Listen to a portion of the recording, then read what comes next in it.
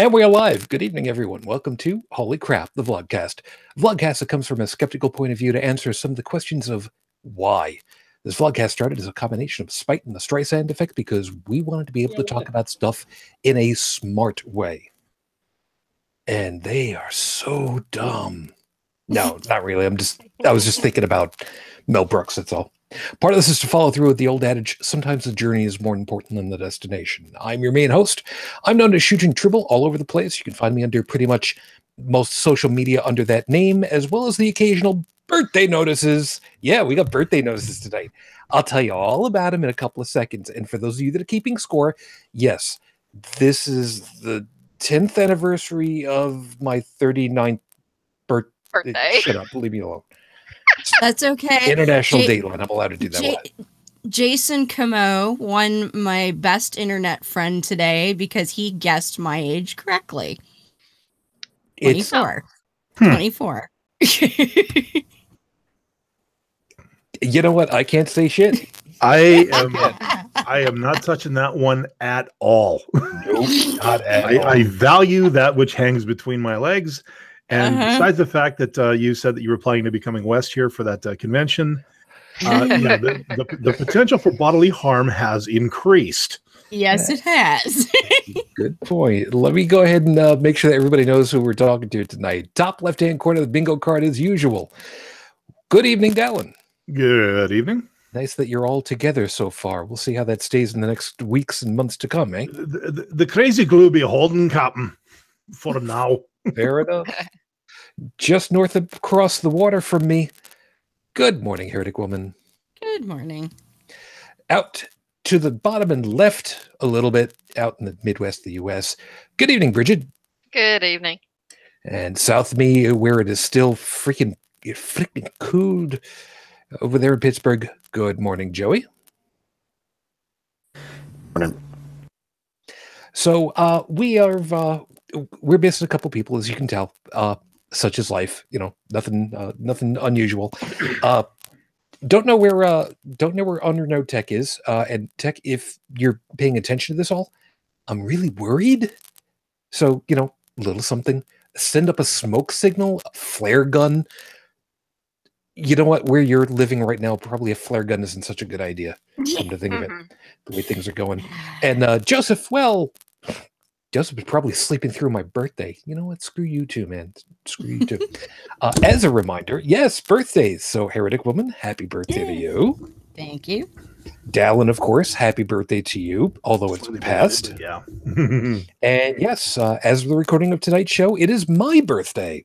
Yes. Yes. The running joke is 39 years old. Now, so that everybody understands, it is a running joke. I don't do it because I'm vain. I do it because I love the joke. It's Jack Benny's joke. I am 48, 49. Actually, wait a minute. I turned 49 as of 1:15 a.m., I think it is, officially. So I technically, I'm on the 48, 49 point right about now. So it's close enough, I guess. 1 or 2 seconds is not really going to make any kind of a difference. But the 39 is an old leftover joke from Jack Benny, who is my comedic idol. If you don't know anything about him, it's fine. I wouldn't be surprised. He died long before a lot of you guys were born, you kids out there in 3025, whatever that was. Anyway. Get off my lawn.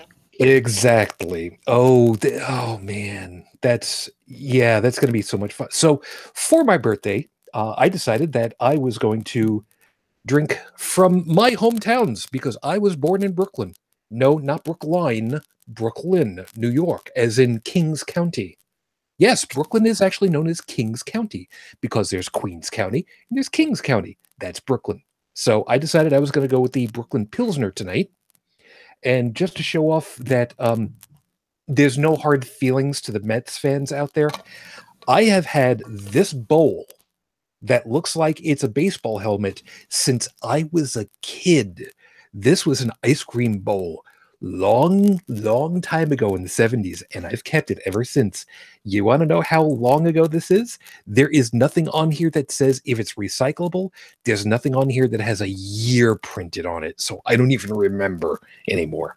All I know that was a batting helmet for a Chihuahua. It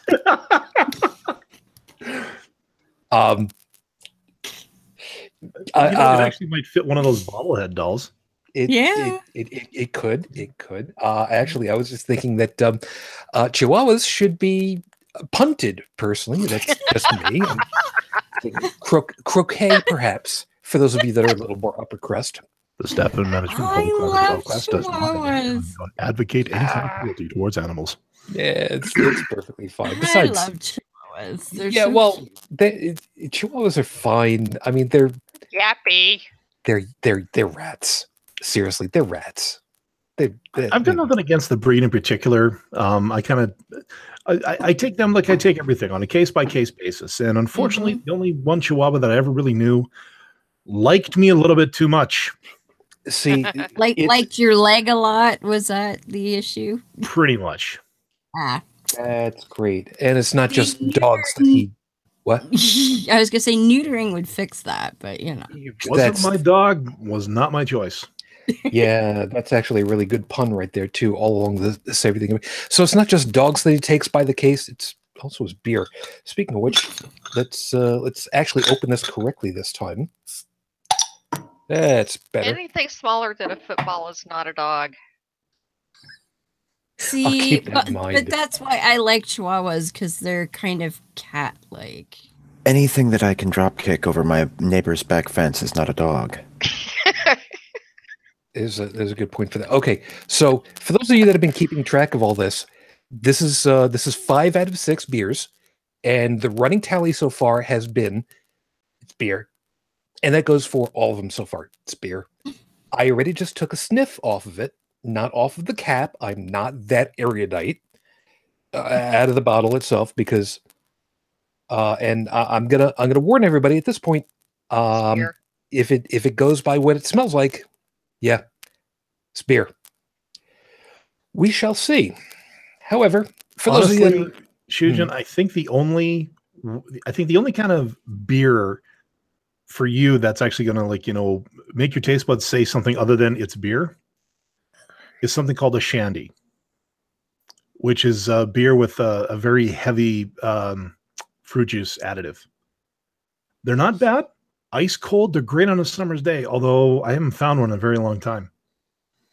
But yeah, if you ever happen to find one, it might be a little bit different for you. Well, we will see. What I'm thinking about is when I finish the last one in this batch, what I'll do is I'll try to find a way for folks to take a look at the beer wall that's available over at Wegmans out here and see what people have got to suggest for me to try out, because it's entirely possible that, yeah, for me, everything is just going to be just. Have you ever tried cider? You mean hard cider? Well, any kind of cider. Well, yeah. I mean, regular cider, apple cider. I mean, 3 you might want to watch out for: Strongbow, don't think Angry Orchard. Angry Orchard, I'm familiar with. There's a third one, and I tried it last time I was in Pittsburgh. Shite, I remember it was a red apple cider, but I can't remember the name of it. Strongbow's always been a favorite in the SCA. Oh, and Strongbow's got the they had a taster pack recently. It was like a 6-pack with all these like 3 different flavors.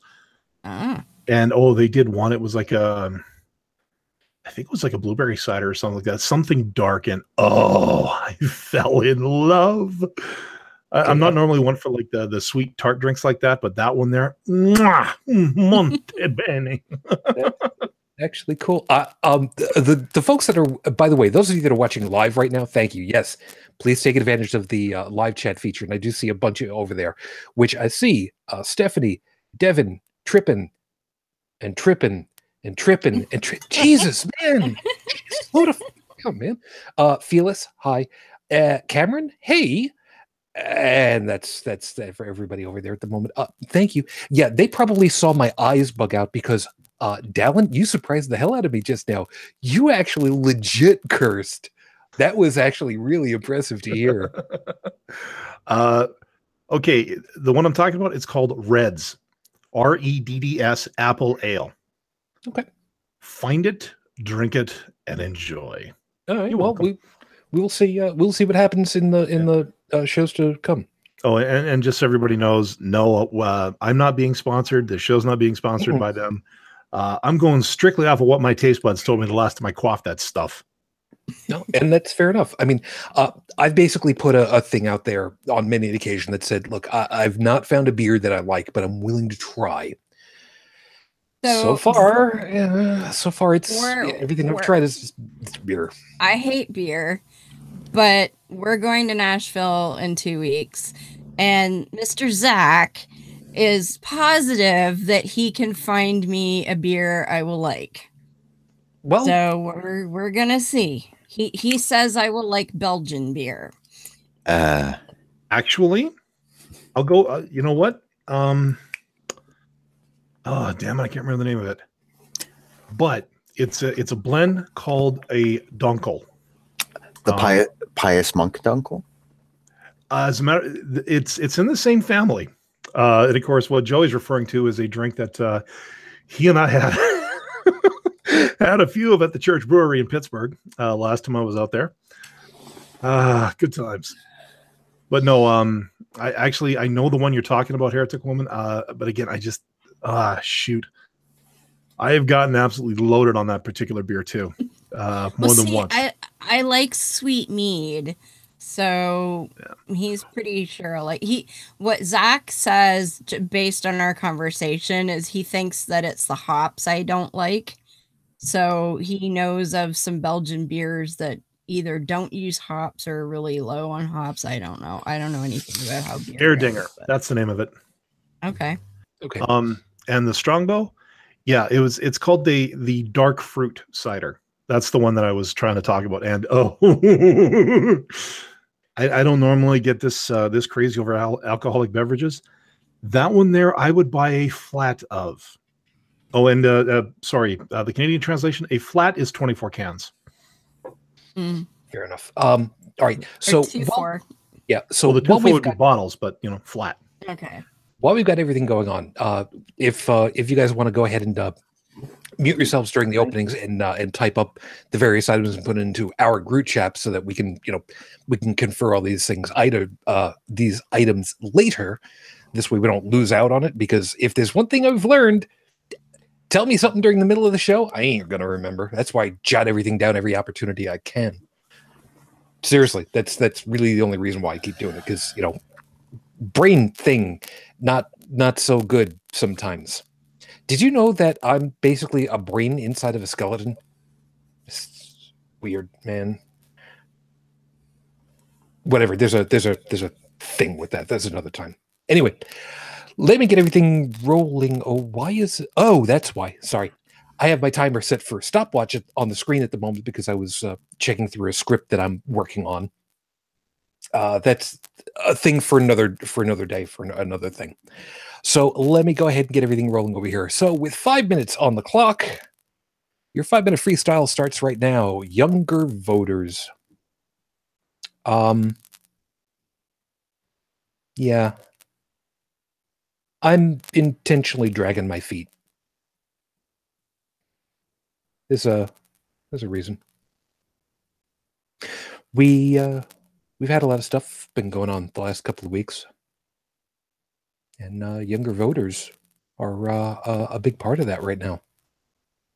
Yeah, teenagers, kids who are young adults, 16, 17, finally coming to be 18.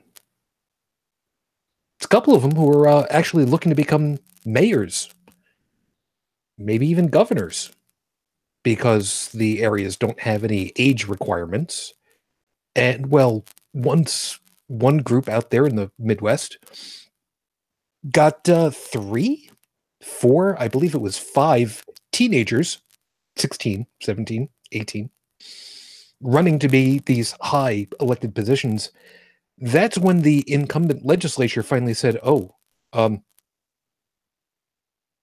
we should really do something about that. We should really pass legislation to say that somebody needs to be, you know, a particular age before they can do this. Yeah, that doesn't take into doesn't take into effect until after the elections are over. It's a good thing. Nice of you to try to close up a loophole. It's not going to help. It's not going to help, and I'll tell you why. Because, well, you know, there's a buddy of mine. We trade insults every once in a while. There's a long story about database for dummies. Yeah, DB for dummies. I forget exactly what it was. There's a long story with that. Ask me about it sometime. But yeah, he would have a great laugh at this. There's a book out there for kids. Everybody poops. I know. It is actually a legit book. You might have read it. It's cute. There's also a corollary to that. Everybody dies. One of these days, I will be dead and gone. Eventually, in 100 years, maybe less, I will not be remembered by anybody. And, you know, it's slightly annoying, but it's okay. What ties us all together? You, and I'm gonna get away. I'm gonna get away with saying it. You dumbass, age-old motherfuckers who have been holding people down, who have been dragging your feet, who have been saying, let's just stay the course. The status quo is good enough. Who have turned a blind eye and a cold heart to the thousands of people who have been killed for no good reason in my country. Students, especially.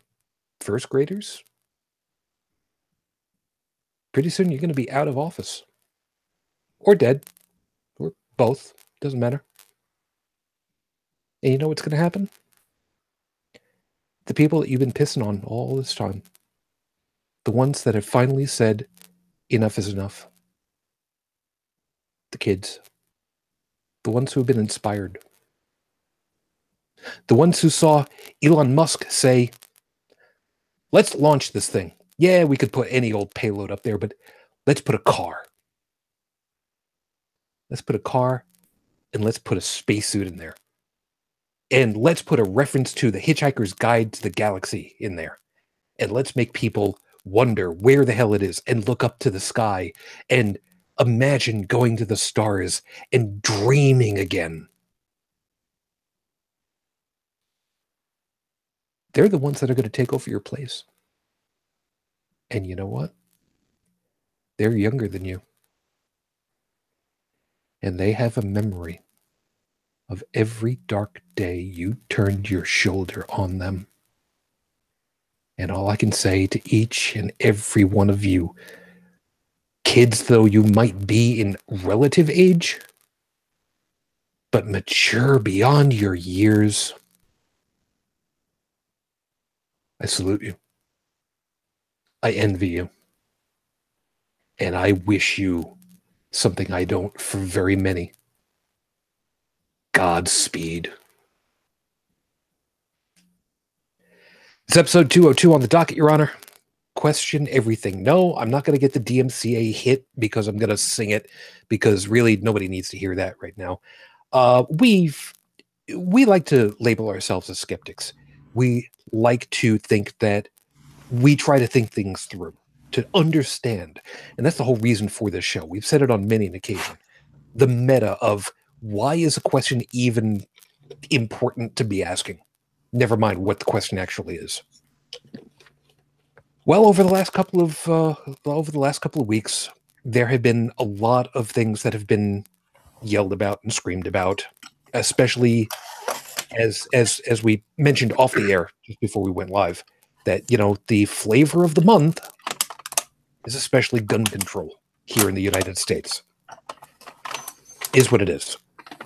So we're really going to go through and we're going to talk about why it's important to question everything. What should you question? What can't you question? And why it's so important to us for what we do. Why we've even got this goddamn show in the first place. Not that there's a god to damn the place, but you get the idea. I'm thinking of Steve Martin right about now. Some people get that reference. And yes, those of you that have got glasses on right now, yes, I damn thee. Heretic Woman gets the joke. At least that's what I'm hoping for right at the moment. Speaking of which, I did not get the opportunity of checking the news feeds. I have not seen anything recently on Rafe. No, I haven't seen anything either. Yep. Which is, again, as we keep telling you guys from week to week, sadly going to be a little bit more than norm than not. But sometimes no news is good news. At least sometimes the status quo is okay.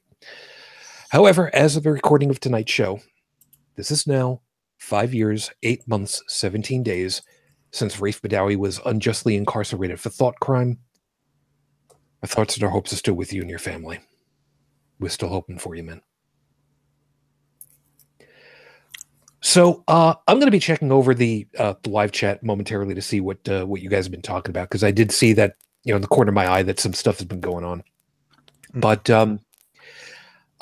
before I go ahead and I go into my piece of it all, because I did post some of it over on the Facebook feed for Holy Crap, the Vlogcast. Shameless plug for those of you that haven't checked it out recently.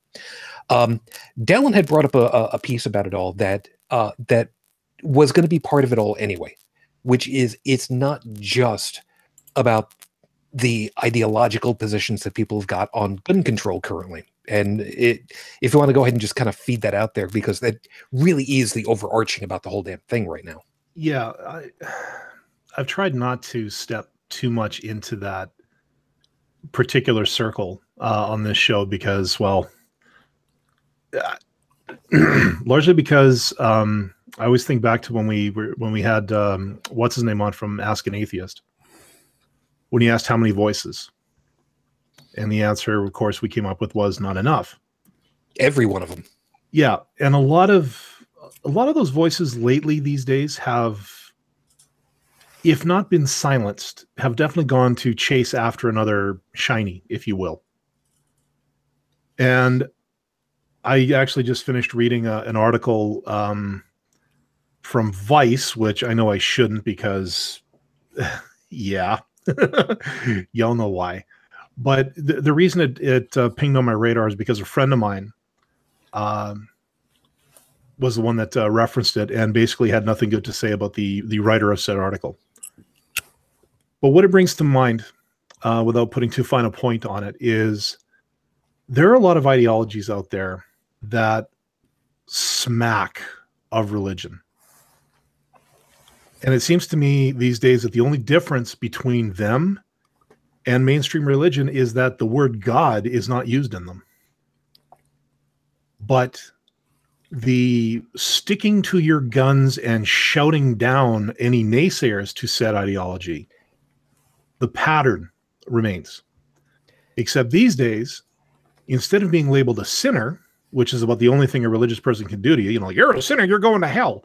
Well, nowadays that word has changed now. I mean, these days, look, sinner, Christ, we own it, don't we? Yep. Oh yeah. You know, we're all heathens and shit here nowadays. But nowadays, now you are called racist, sexist, homophobe, transphobe, misogynist, for those of us who, you know, are male. And then, but eventually it all culminates to one of two: Nazi and bigot. And this is for just going, and that's it. You get that far and you get shut down. Yeah, and that's like, honest sorry, to God. No, like, sorry. Calling people a Nazi, I'm sorry, that one raises a huge red flag for me. Why? Because I am one generation removed from the generation that fought back against those sons of bitches. Yes, Joe, my father was in the army fighting the actual Nazis. I know. I'm sorry, just you had a look on your face, just like, no, really? this one just Yeah. He's a cutie. yeah. But no. Yeah. But to my point, my father witnessed firsthand what a real Nazi was. He felt a real Nazi beat the shit out of him. He was the head of the Gestapo there. So when I hear some green-haired, blue eyeshadowed, black lipsticked thing start throwing that word around, it does raise my hackles a little bit. And it also, in my opinion, invalidates any argument you decide to say. Because if that's your defensive position, then you actually have no platform to stand on, in my opinion. Yeah, and that's exactly the problem that I ended up with. And like I said, the most recent thing that I had posted over in the Facebook feed for us, I got to trying to talk with somebody who I went to high school with. Fortunately, wasn't a dick to me then. He was an upperclassman, so you had a little fun with the youngers. Okay, but I tried to say, okay, can we even have the discussion? And that was slammed completely past point 12 on the gauge. Yeah, and it was, well, your entire answer is to take guns away from everybody. Okay, first off, that's not what I was talking about. B, why would that be such a problem anyway? Because, see, you saying that it doesn't work, we got some friends who are down in Aussie way who will tell you, yeah, if you can find a gun, it's probably going to be on a police officer, if they've got one. And if you can get away from them, which, by the way, genetically speaking, they're all convicts, remember? So keep that in mind. The best you can do, if you wrestle away a gun from an Aussie police officer, the best you can do is have an 11 bullet paperweight, because all they're going to have is like 11 bullets, and that's it. The only way to get new bullets is to either get them from the police department, who, spoilers, ain't going to give them voluntarily, or the manufacturer. Spoilers, see part B above. So for those that say, can't be done, okay, whether that's true or not isn't the issue. The issue is you've completely closed down an avenue of discussion before you've even sat down at the table. And it's because of more freedom, more rights, more constitution, which I find very interesting that, a lot of these people they'll go after that right, as much as they can. But then you start talking First Amendment or some of the other amendments that they basically want to piss all over. And I was like, way to cherry pick that one there, buddy. Yeah. Okay. Just that we know, so that you guys know, and I don't forget, because chances are I will forget. I want to come back around to that a little bit later, because there was a piece that I had to talk to somebody through, and I didn't get the chance to properly explain that piece. So somebody remind me before we get done that I need to hit the whole thing about what amendments are good and what amendments are bad. Okay. So anyway, now, yes, the gun control thing is the piece that's been really coloring the whole damn thing recently, and most vividly. But as Dalan was saying, this is something that is incredibly visceral when we start dealing with the religion aspect as well. And because we are getting more and more people who have been viewing and watching and whatnot, I want folks to know, before we accidentally step on somebody's toes or kick somebody's puppy accidentally, except for Heretic Woman, because those little itty bitty teens saying, "Nah, man, I'm sorry, they deserve all day long." Well, look, she gets something in her crosshairs that she's going to kick, scratch, bite, and yell at.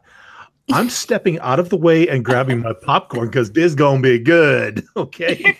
See, that's why I brought my furry ambassador co-host along, because everybody needs something to smile about. And just for everybody, well, actually, kind of brought himself along, but this is my roommate's cat.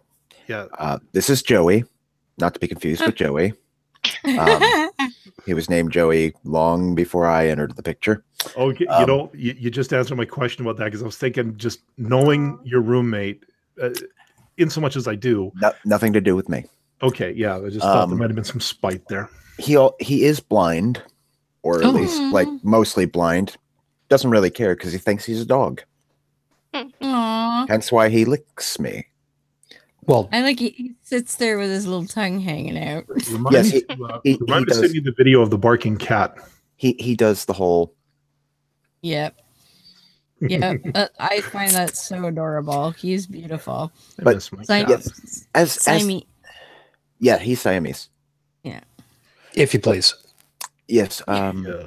Now, yes, I am the token.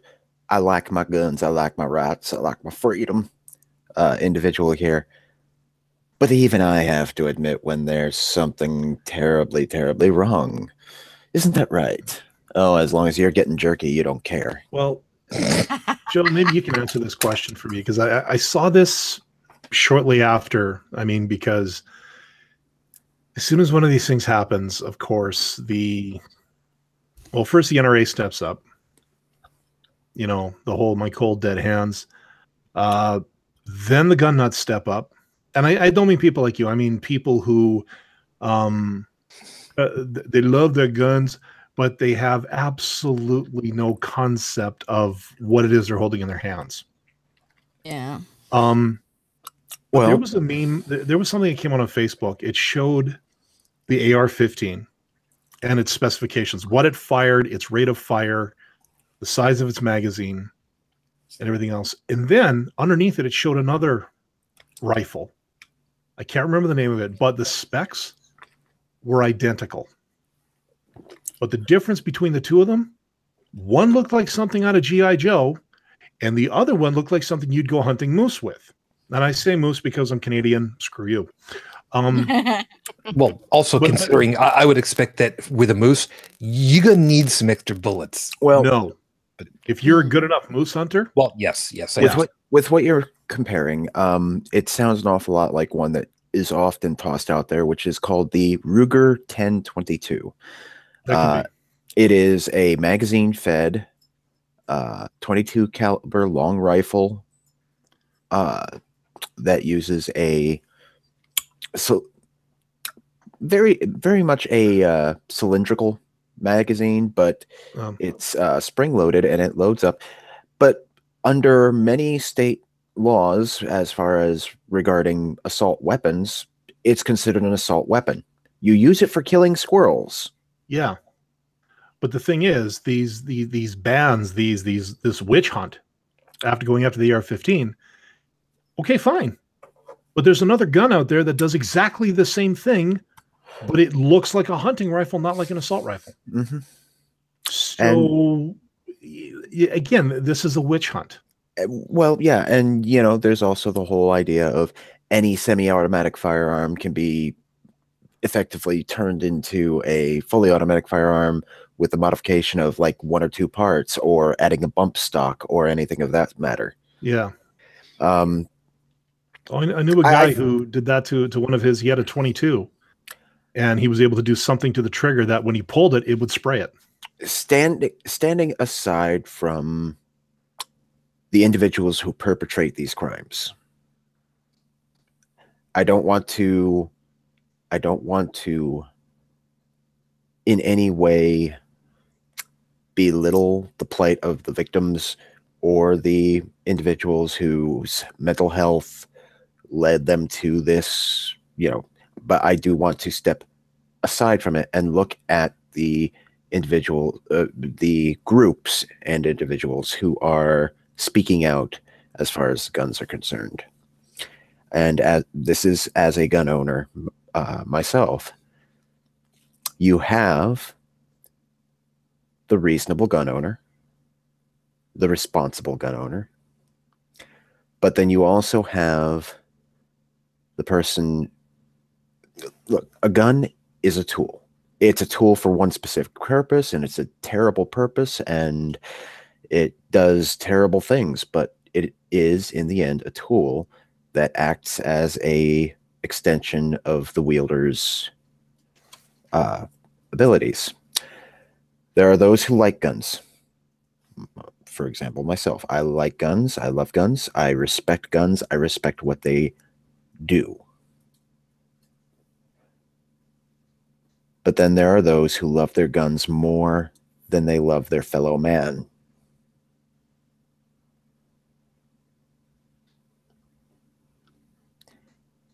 And I think that's probably the biggest issue we have, because even if you're going to argue, as I have argued in the past, that, you know, guns are part of our Constitution because it's a means for the civilian population to defend the rights that are in that Constitution. Technically not in the Constitution, it's in the Bill of Rights, but moving on. Well, you know, if we're gonna get pedantic. But you kind of have to these days. But the whole idea is that it's meant to safeguard the rights of not just yourself, but also your neighbors. You know, Pendula and Penn and Teller did a wonderful episode of Bullshit. It's a TV show name, so, you know, I'm not using the, but they did one specifically on the Second Amendment. And they posed the question at the end of the episode: when you can't trust the military and you can't trust the police, who do you turn to? Well, the responsible gun-toting Americans around us. But that's the thing. Just how many Americans are responsible? Yeah, I was gonna say. How many Americans are reasonable? And how do you tell which are which? Well, I think about the article. There was a news article I read, and I just reread it not too long ago, about a bunch of people who were celebrating open carry in a parking lot of a Target. And I've gone back to this one so many times on this show that I imagine everybody who's listening to this now and in the future are now probably by this point rolling their eyes at what I'm about to say. I would bet you that at an assembly like that, of all of these people, and I use that term loosely, walking around with their AR-15s or whatever rifle or pistol they were carrying at the time in that parking lot, that if somebody rolled up with a brandished 9mm and started firing, these guys would be too busy pissing themselves to actually fire back. Well, and that's the thing, like right after when they were having trouble with the snipers picking off cops. I forget where was that, in Texas somewhere. And there was the one incident where several officers were killed, picked off by a sniper. Mm-hmm. They found out that there was an open carry club physically there, and not one of them managed to fire a shot at all. Okay, let's go to that the church shooting that happened not too long ago. That too, yeah. Well, yeah, but no, like what I'm getting at, Joey, was they talked about the good guy with the gun. You know, the guy who finally brought the shooter down, who was a civilian, who just happened to be carrying their firearm. For all the talk, now again, I'm not trying to step at anybody's rights here. I'm just asking the question. How many good guys with the gun have actually done anything in the past couple of years? I'd really like to see some numbers on that versus what the authorities have done. Mm-hmm. I mean, I could give you some anecdotal examples, but sure. No, well, hold on, my screen is. There we go. Finally.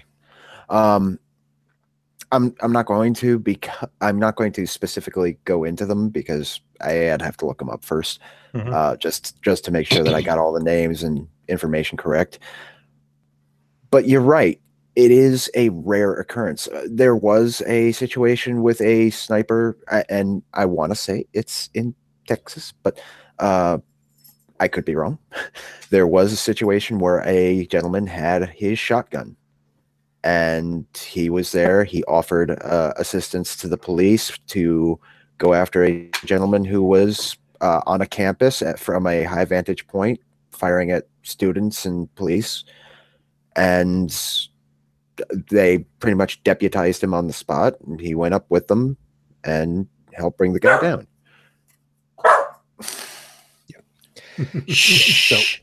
So I'm going to see about kind of Anyway, bring us a little bit higher in just a couple of seconds. But yeah, Joe, go.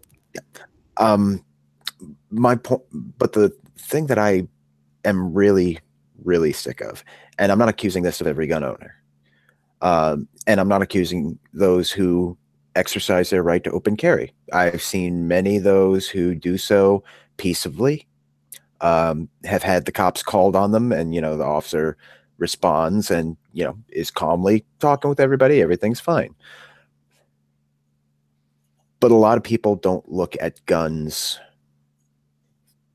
the way I do. That is to say, the whole tool aspect. I look at vehicles the same way.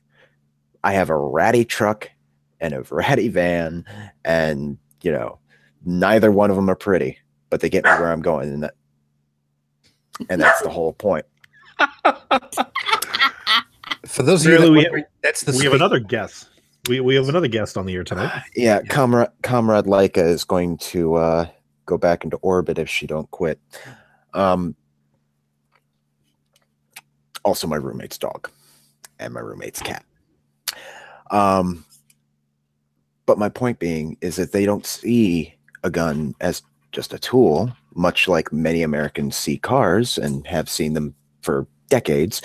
It's a status symbol. They romanticize it. Mm-hmm. Yep. Well, and we talked a little bit about this actually on our show on Monday. And one of the things I said, because I'm like, hey, I'm the outsider here because we don't have many guns up here. I said, what is the impetus behind this love affair with guns? And what we kind of figured, and I had seen this, I know it sounds silly, but I've been watching a show called Alaska State Troopers. But Alaska is the state with the #1 percentage of gun ownership in the United States. And the feeling I got from it, and Beth and Morgan kind of agreed with my assessment, was a lot of these people feel like they're they're John Wayne, right? That it's this notion that they can be the good guy with the gun and that they can live out some kind of fantasy. I don't know. It just seems what. Yeah, I will say just very quickly, to be fair, if you live north of Juneau, yeah, you probably should have a gun.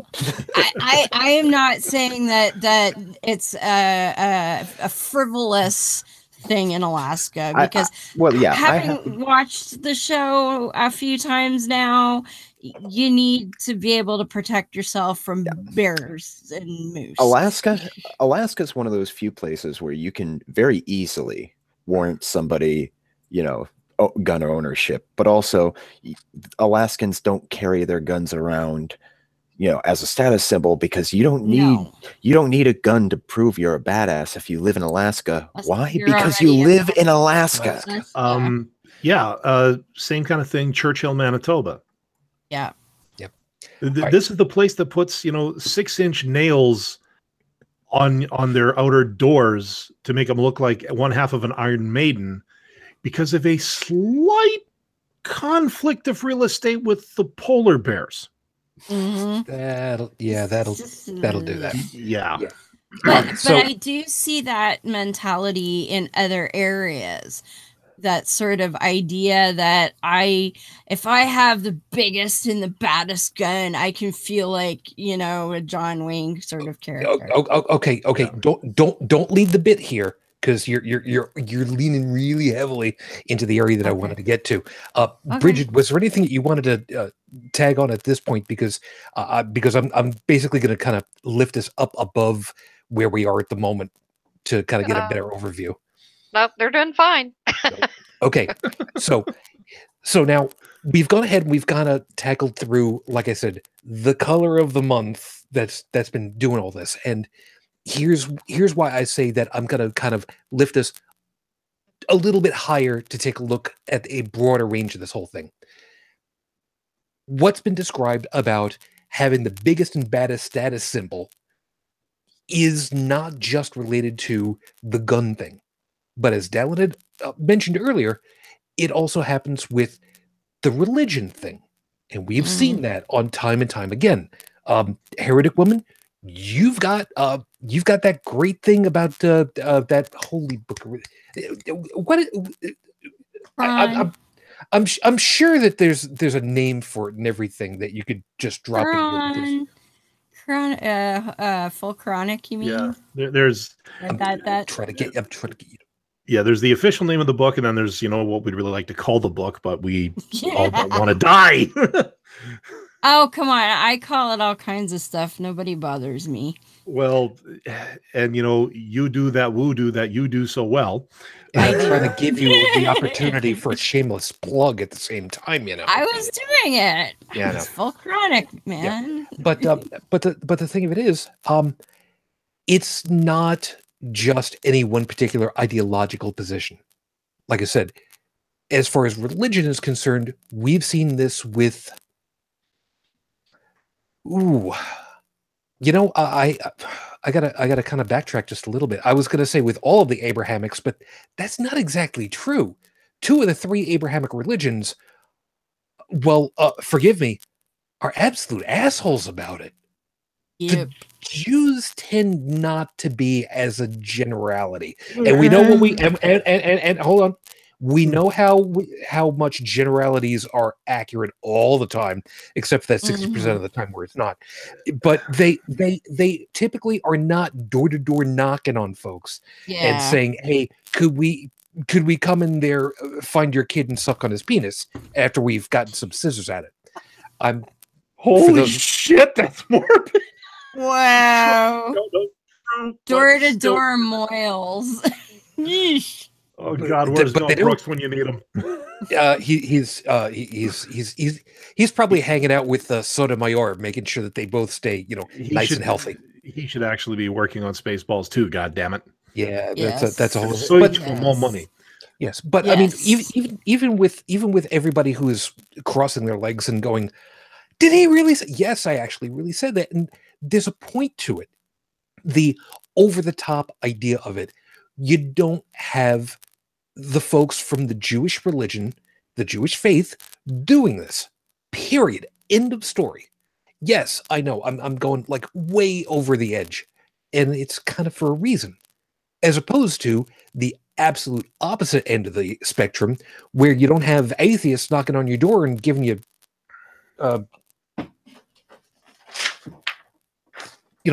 pieces of paper that are blank to say, we just wanted to share with you everything that we believe religiously. Well, atheists don't do that. Stephanie says that Jews have no power and they used to proselytize about 1,000 years ago. That's all well and good. We'll get Mel Brooks and his 2,000-year-old man to come on and we'll ask him all about it and try to figure out what happened then. The point of it is, though, they're not doing that currently. And that's kind of the point. Have they done it in the past? Everybody's done it already in the past. But the point of it is, they're not doing it now. The Christians, and there are so many different denominations of Christian, they do it all the time. They do it all the time.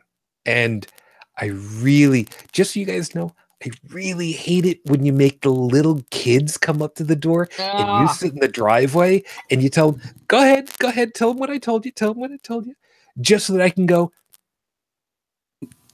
you do realize that you're female and your God has already said that you're bad because you questioned authority. You know that, right? Yeah, the parents don't usually like me doing that. For those of you that don't know about that one, go back to episode 100 and see my opening about that one. You're gonna love that one. That's a great one. But ideologically, that's the problem. We have to deal with so many times where there are ideologues, is that the right word? That's the right term for it, right? Ideologues? Mm-hmm. Yeah. Who basically say, this is my position.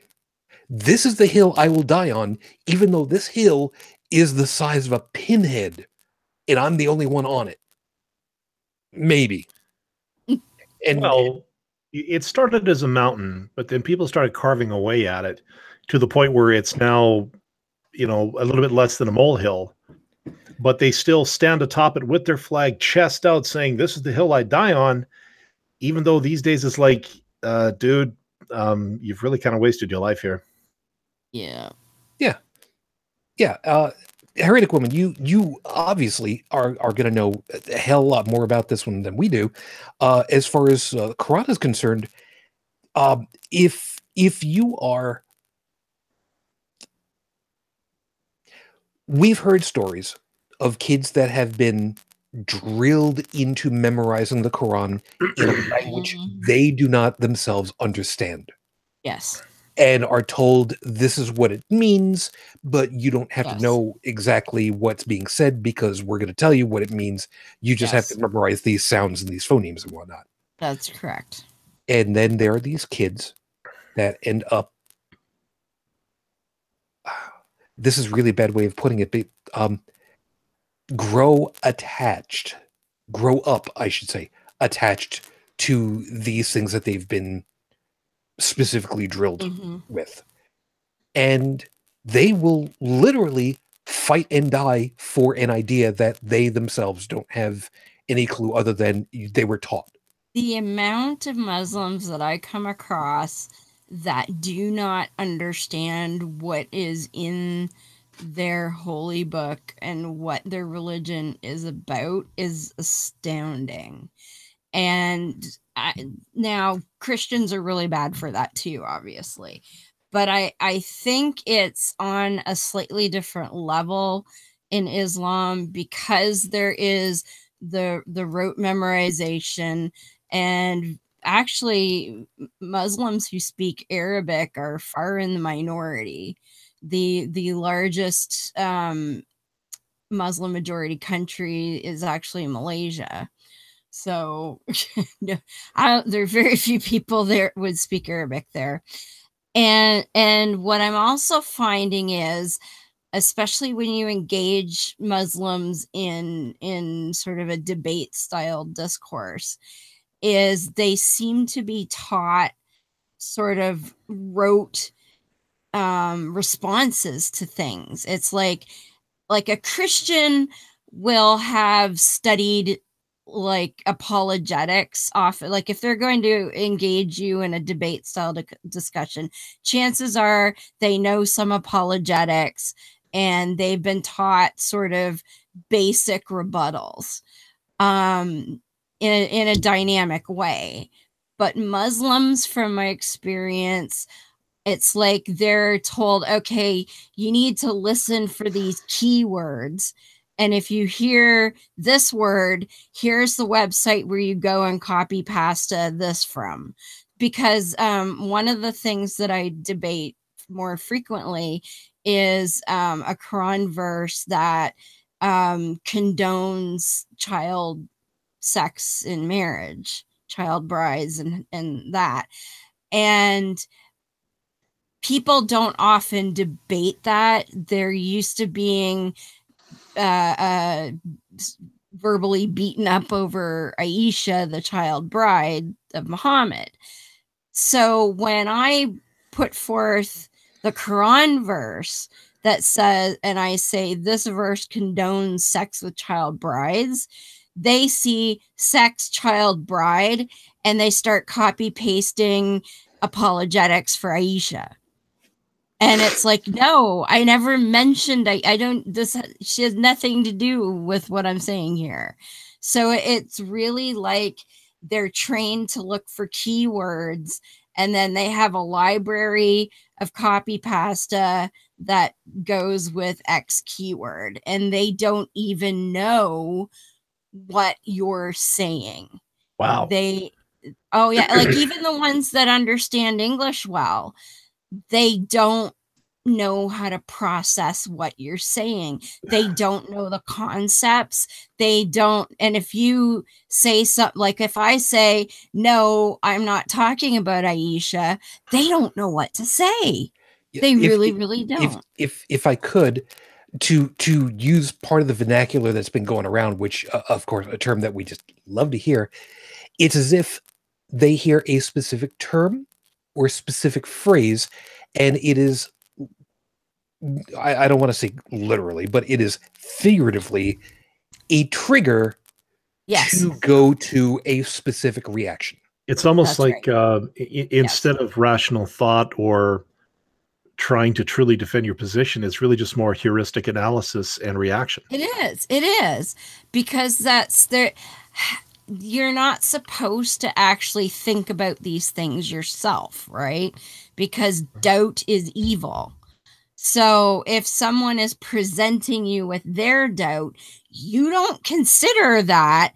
You just take the phrase that you're trained to watch for and paste something in that you may not even have read. You just know, I'm supposed to go to this link and copy this paragraph. And that's going to answer all their questions, and then they're going to become Muslim. Like, they literally think that. They're astounded when I'm like, no, I don't accept that. What? But I'm like, no, that's bullshit. Like, nah. Yeah, and it's not just the Quran, and it's not just Muslims. Brigid knows all too well, because she grew up with the Christian side, where the whole doubt has no place in our collective. Brigid? Yes. Psst, that's your cue. I think she stepped away. I think that could be. Great. I hope so. Oh, there she is. Are you? Oh, well, we don't hear anything from you. We couldn't hear anything. I'm sorry. But yeah, that's pretty much what we were taught, is if you start doubting anything and start questioning, that's your e-ticket to hell right there, because it's, I guess, the Catholic equivalent of the unpardonable sin or something. You just didn't do it. And reminding everybody the particular denomination for you again. I grew up Church of Christ, which is a very legalistic, very strict evangelical cult. Aye, so she might not go to hell, maybe just to purgatory with all the unbaptized babies. We didn't have a purgatory. We either had heaven or hell, and questioning would get you sent to hell. So it was like a reflex. If you started to question, you just immediately backed away from that as quickly as you could. Yeah, so once again, it's like touching a hot stove. It was a reflex. Yeah, so again, like I said before, it's like with a lot of these things these days, like the moment you just want to know more or want to know beyond what someone is saying, to even just in the interest of generally understanding, it's like, nope, you're instantly, you are this, or you are going here. Mm-hmm. It's like, I'm not even trying to oppose your claim. I just want to understand more about what's going on inside your head. Where is this coming from? No, you're going to hell. You dare to question me on anything, even if it's not a question. Mm-hmm. Yep, and you're going exactly in the right spot, because this is the piece where I was kind of having us hover over. Groups will have their insular collective, and they will have their particular levels of, and please understand, I'm saying this in the clinical term, not as a pejorative, their ignorance about so much else. And they will simply stick to the, again, figuratively speaking, stick to the guns of, we have the right information, boom, end of story. There is nothing that you can say otherwise to prove otherwise, because Ken Ham and his boat won't be swayed by anything, no matter what kind of information, because I believe. It's rotting. I mean, what we were told is, if it's not in the Bible, you don't need to know it. So algebra, trigonometry, biology. Yeah, not the Bible. Don't need to know it. Everything Okay. in the Bible. So here's one. How did you balance a checkbook? Actually, my best question for that one. I don't know, because that was the man's responsibility. Oh. No, my biggest one for that is like, okay, if it's not in the Bible, you didn't need to know it. Okay, pal. So everything that you need to know is in the Bible. To quote Bill Cosby back when he was not what he is now, I will just borrow a quote from one of my favorite skits of his. What's a cubit? Yeah. Yeah. Yeah. Here's another one. What's lemonade? Mm-hmm. Lemons in the Middle East. Sure. Yeah, but no, the biggest one here, because apparently right now these days, everybody wants to shove the ark either up into an orifice or down somebody's other orifice, basically sideways. Up your ass or down your throat, sideways. Because Ken Ham says so, and look, he built this. How did Aron Robb put it? Boat-shaped museum that's filled with plastic. I just call it Ken's big gay boat ride. Yeah, but the thing is, it's not even a boat. There's a bunch of offices tacked onto the back of it, so it's even if they did get a torrential rainstorm there, that sucker would not float. Well, and it's on giant concrete pillars. Yeah, which officially puts Adam Savage's 10-speed mountain bike to have better buoyancy than that ark. Yeah. Oh, and also the wood on the outside of the Tyvek, because back in Noah's day they did have Tyvek. The wood is starting to rot. There was like Thompson's water seal apparently didn't make it as a line item on the construction list for this thing. Or pre-treated wood. Well, okay, look, even back in the days of Noah, they knew how to tar the wood to make it waterproof, did they not? You'd think.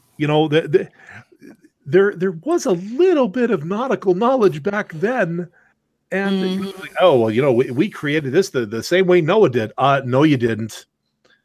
Thunderfoot did a great thing actually breaking down how many man hours it took to build that monstrosity, and it was staggering. He wants to talk about an authentic replica. Yeah, given the amount of money and the amount of time and the amount of personnel that he had to use on it, yeah. But the point of it is that we've got with all this, and we can needle on any individual group all we want, and there are plenty to choose from. It's not just, forgive me, the gun side. I was gonna use a different term for it. It's not just the gun positions. It's not just the religious positions. It's not the economic positions. It's not the political positions. The biggest problem that we've got to deal with as skeptics for all of this that brings it all together is the lack of actual willingness to talk about any and every topic, to give any and every viable topic an opportunity to show if it's worthwhile. And that's the biggest problem that we have. Like I started off with saying, if there is something that needs to be discussed to try to suss out what's good, what's bad, what works, what doesn't, to solve a question, doesn't have to be a problem, to solve a question, and you've already shut down an avenue of discussion before you even get into the room where the table is, because it's in the room where it happens, you are absolutely not. I'm going to piss off people, and you know what? At this point, I don't care. If that's the way that you're going to treat a discussion, you've not only lost, but you've already shown how absolutely. I'm sorry. There's no other way of putting it. How absolutely worthless your opinions will be. And I never, ever want to say that to somebody. But if you cannot just say, I'm willing to even discuss something I don't like, what in the hell was the point of coming to the table in the first place? There's two words I've heard float around when it comes to like dealing with people like this in sort of a debate atmosphere. I use the term debate loosely. And those are the words, educate yourself. If you're trying to have a discussion with somebody and they tell you, well, just educate yourself. No.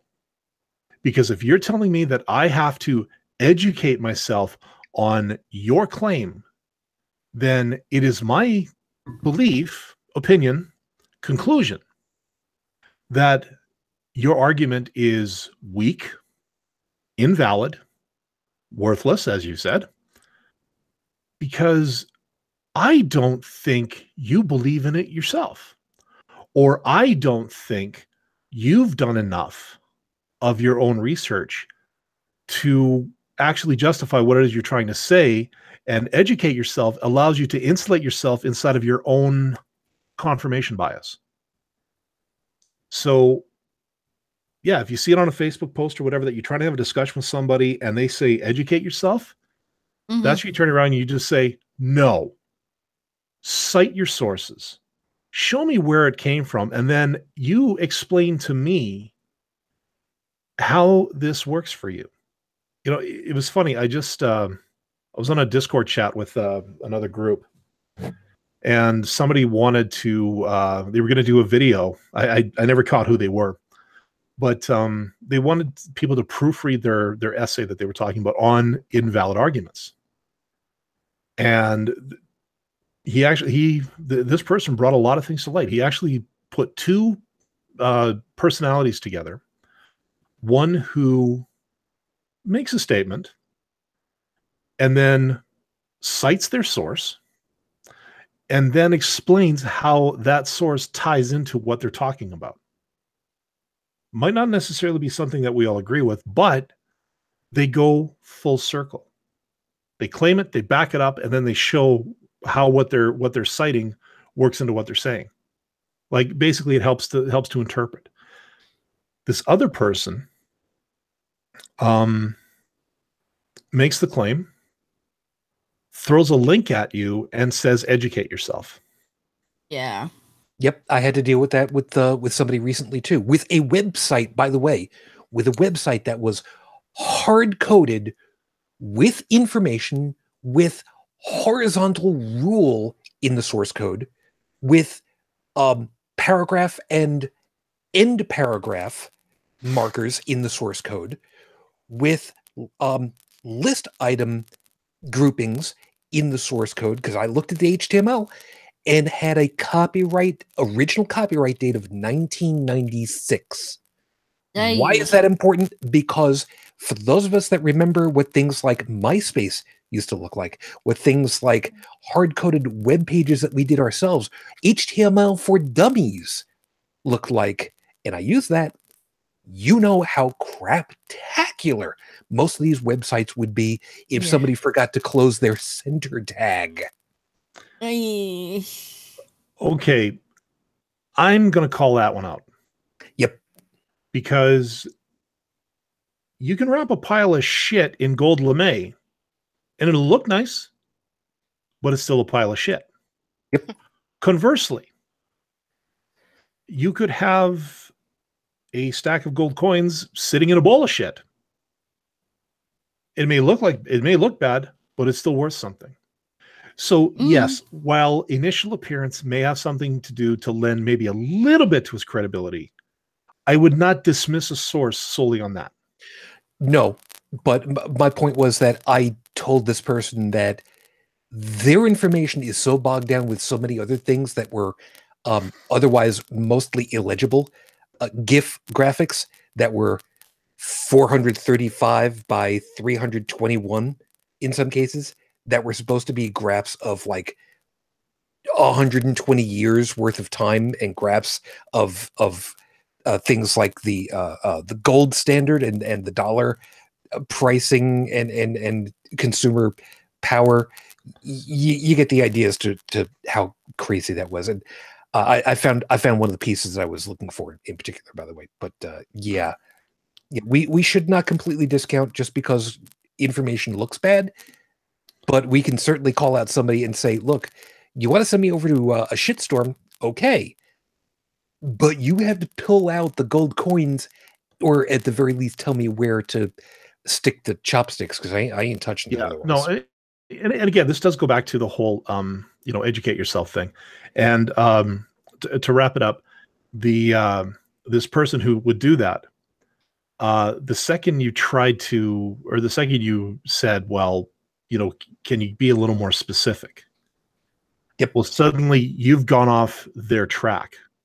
You've basically you've forced them to think outside their rote, kind of like what Heretic Woman was talking about the copy pasta, kind of the same thing.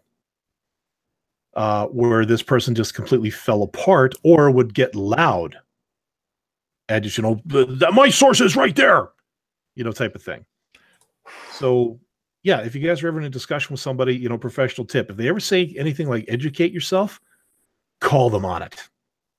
Like, drill that nerve like a sadistic dentist. Yeah, and there's in the game. Yeah, there's a thing, and Heretic Woman knows the piece of which I was trying to figure out. Just the other night, recently, within the last couple of days. Last night. Was it last night? Jesus. It was supposed to be 2 days ago. Oh yeah. Somebody had tech issues. We're not. Yeah, there's a thing. Later. Yeah. So recently scheduled and finally completed, there was and I have a hard time calling it a debate. It wasn't supposed to be a debate. It was supposed to be a discussion in which someone schooled someone else. Yeah, and it was Aron speaking with Kint Hovind. Now, first off, Aron has been on the show before, and I will be the first to admit I did a really piss poor job of dealing with that one. I'm hoping one of these days I can convince him to come back so I can actually redeem myself in the show. But in any case, one of the pieces that was delicious was Aron and Kint getting into the what is a kind of animal. Now, I put it up to you to think about this one carefully first, because Kint hammered this over and over again. Are you trying to tell people that pine trees are the same kind as elephants? The after hangout was called Pine Trees and Elephants. Okay, I did not know this. Now, here's the thing. If I were to just grab somebody off of the street, okay, first off, I would have to run a whole bunch of roadblocks and try to make sure that I had somebody in the back of the van to make sure that everything worked right. But if I were to talk to somebody instead on the street and ask them, are pine trees the same kind as elephants? I would probably get somebody going, what? Because otherwise that just doesn't make any kind of sense. Because we as lay people would not be thinking of it in terms of how could they be associated. One is mobile, the other is not. Well, that's the first big piece right there. And well, I mean, right there, I mean, it's a blue screen of death in the brain, because I mean, no, one is a plant, one is a mammal. So no, they're not. But then you start dealing with what Aron kept hammering back with. What is a kind? That's the big problem. If you don't define what a kind is, you don't know how big an umbrella you're casting out. Are they the same shape? No. Are they the same color? Probably not. But try something else. Are they both eukaryotes? And that's when it became comical to the point of absolute bedlam. Yeah. Yes. Now, Brigid, I know that I come to you typically on the medical side and the science side and the health side and the cellular side. Off the top of your head, do you recall what a eukaryote is? Just off the top of your head.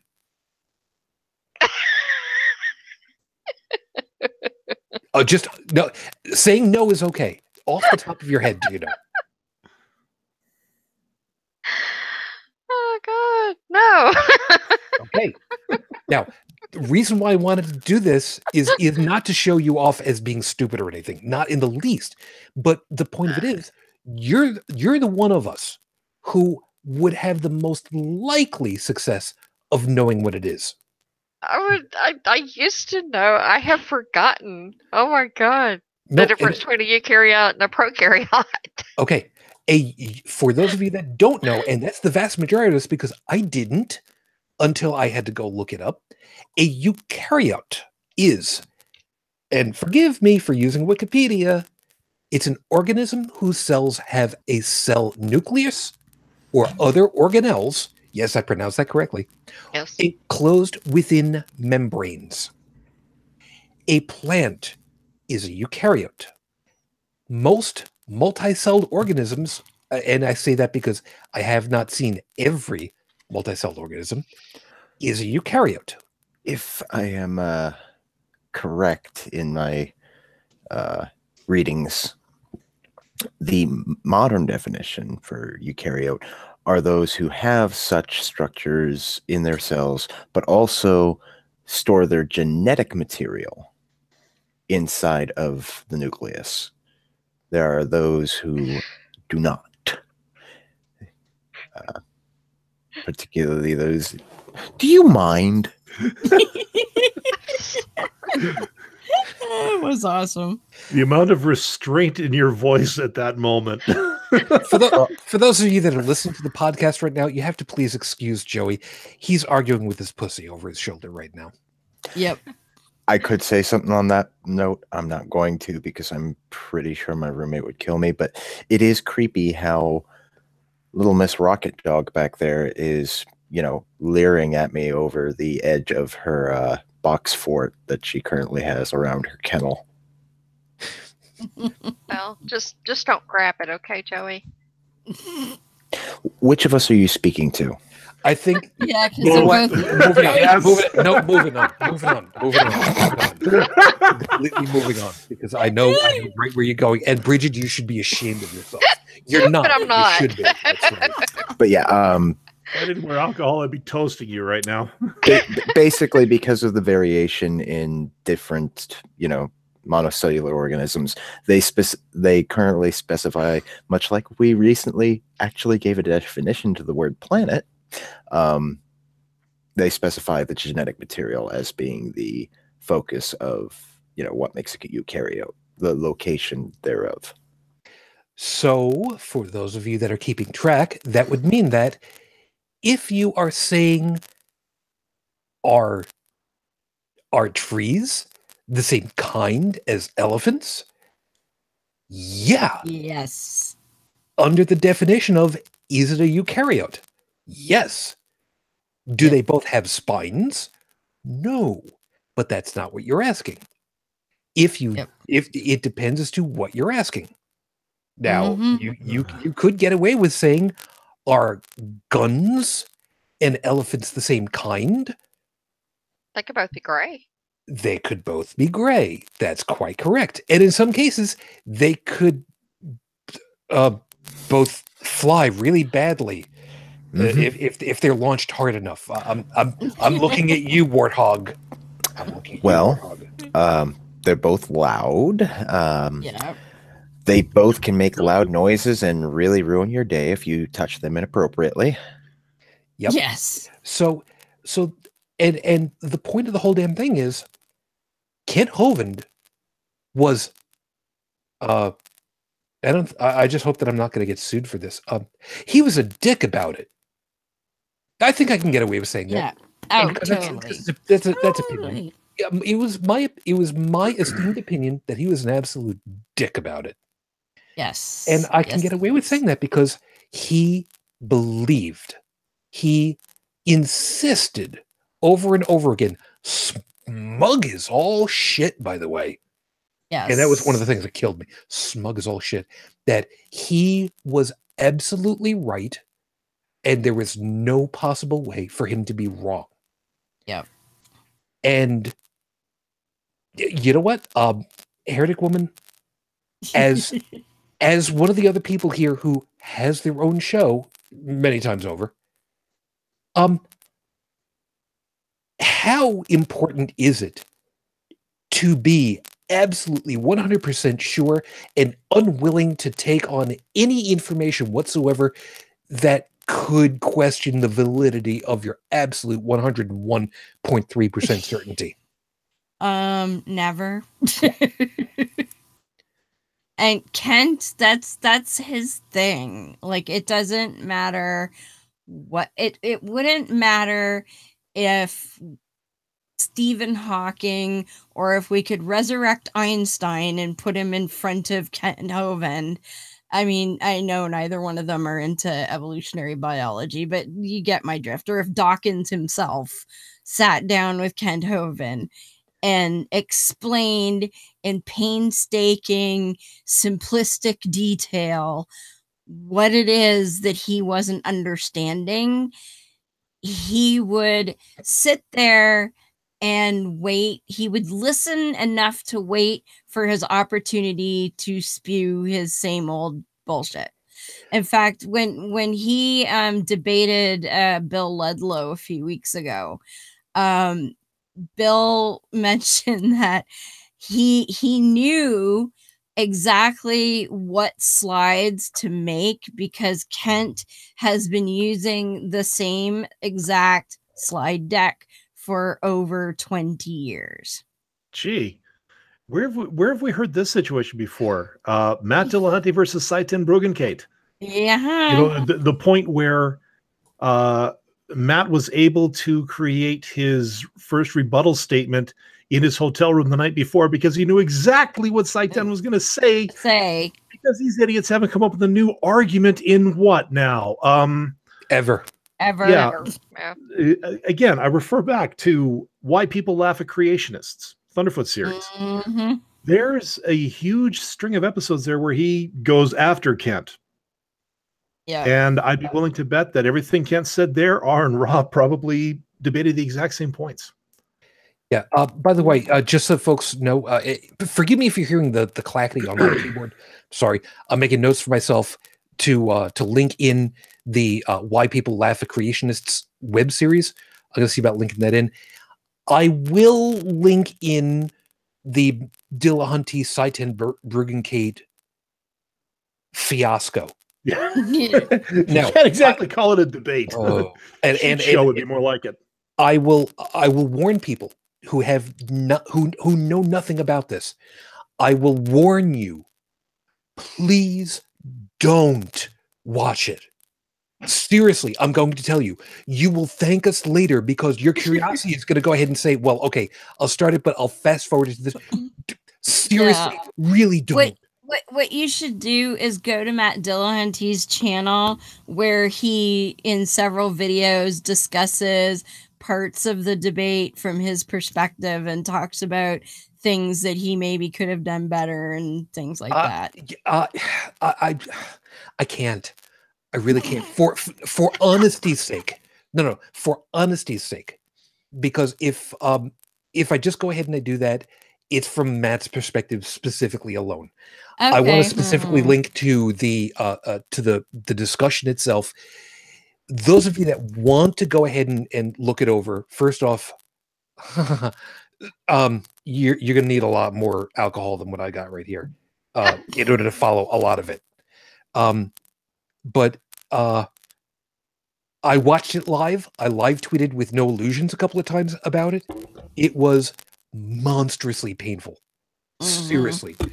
But I will see by adding it in so that you people can understand the level of derptitude that we were dealing with on this one. I also I gave you the link to the after show with Aron. Kent, of course, did not participate. Imagine but that. somebody who did drop by and have a No. I guess you could call it discussion with Aron was G-Man. God. And it G-Man. is, oh, good grief. And Shu, it is the funniest stuff you will see in a long time. See, that was not the name I was expecting. It was going to be Neffy. Neffy. G-Man is about on the same level, though. No. Yes. No. Oh no, you have No. not listened to G-Man lately. He's as bad as Neffy now. Oh, Seriously. man. Ugh. G-Man Bridge, he's a Christian YouTuber who he's been around for quite a number of years now, and He likes- he likes to call Matt.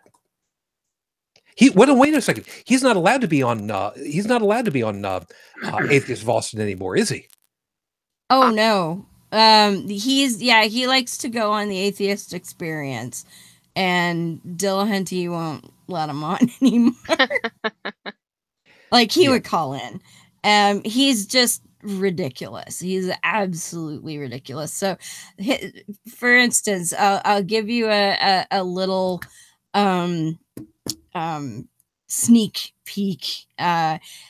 He got talking about evolution with Aron, of course, and he asked Aron. Oh, he was getting upset because Aron and virtually everybody else in the Hangout was saying people are animals, and he took great offense to this.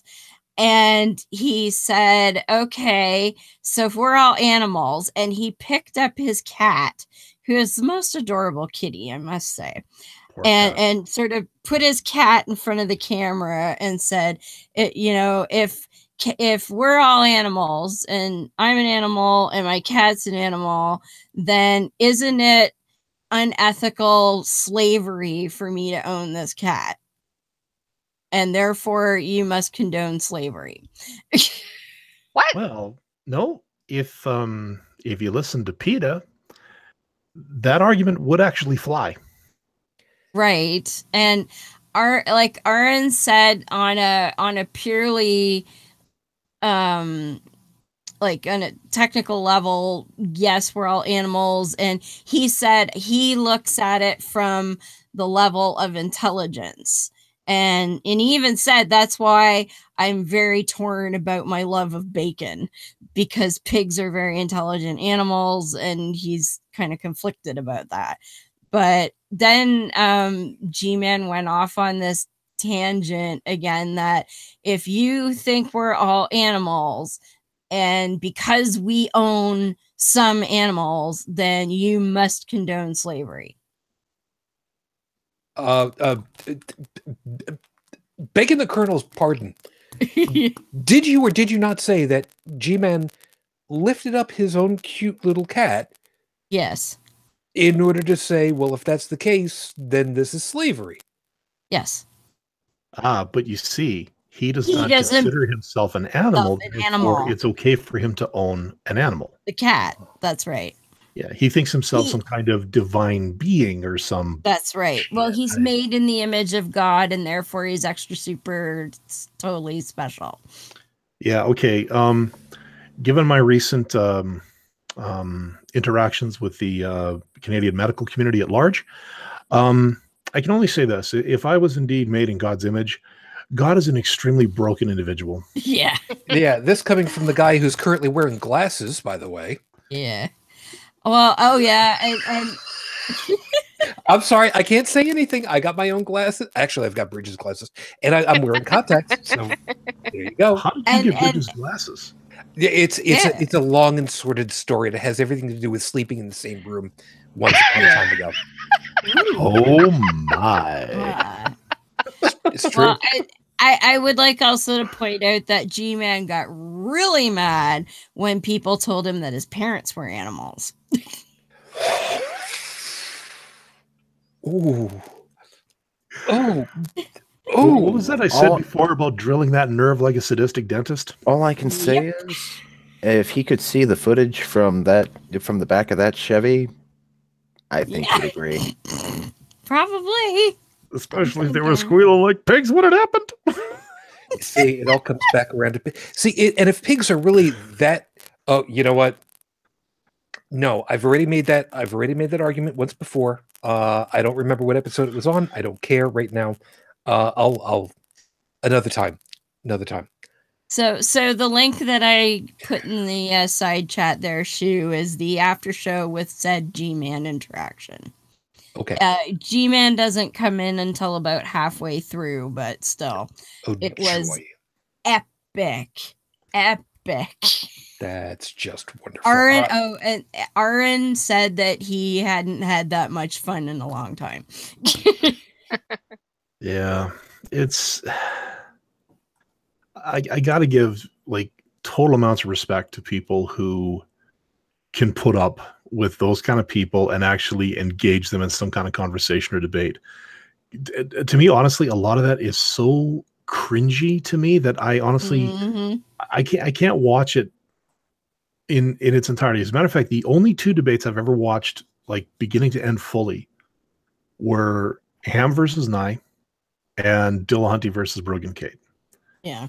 Those are about the only two that I could actually think of. And having watched Why People Laugh at Creationists many times, because I find it entertaining as hell, and apparently, given the fact that Ken Hovind is still at large, a lot of it, I guess, would now be considered timeless. Because, the arguments never change. Just his hair gets a little grayer. The slides don't even change. Oh, man. Yeah, what was that you were talking about before about content formatting, Shu? Sadly, websites typically don't stand the test of time, which is why webmasters are able to find so much gainful employment these days. But anyways, to my point, I don't know if I could sit through like even the Raw Man podcast where he brings people on and some of them are just like I can't stand listening to these people because I honestly feel that I am losing IQ points. Yeah. As I listen now, I try not to condescend. G-Man will suck the IQ points right out your ears. Yeah, like I try not to condescend about that. It's just that how often do you have to listen to stuff that has been so righteously debunked, deactivated, dismantled, and just dissed in general? Mm-hmm. I'm all for freedom of speech. I'm all for marketplace of ideas because you should have the right to say what you want, to claim what you want, and I should have the right to listen to it and thoroughly debunk it. That's just the way it is. But how many times do you go around the same argument, even though it's been destroyed by multiple people? Like Hovind's got to figure it out by now. He's had a scientist who's an amateur YouTuber destroy him. He's had entire podcasts dedicated to dismantling him. And now Aron Ra has just once again squashed him. Like, how far, I realize this is probably the only way he thinks he can make money, Well, that's, you know what? Hold on a second, because that's part of it. But I want to, with the time that we got left, I want to kind of delve into this piece, the doubling down part. Because it's not just the people that are trotting out all this rat. It's the people that have bought into it that will double and triple and quadruple down into it. And what do you, oh God. That's somebody's memed the screenshot of when G-Man put his kitty in the camera. And look at the poor kitty's face. Okay, honestly, that cat is only saying one thing to me. Call the police. Exactly. Exactly. We all were, everyone in the room was like, oh my God, what a cute cat. Oh dear, the poor cat.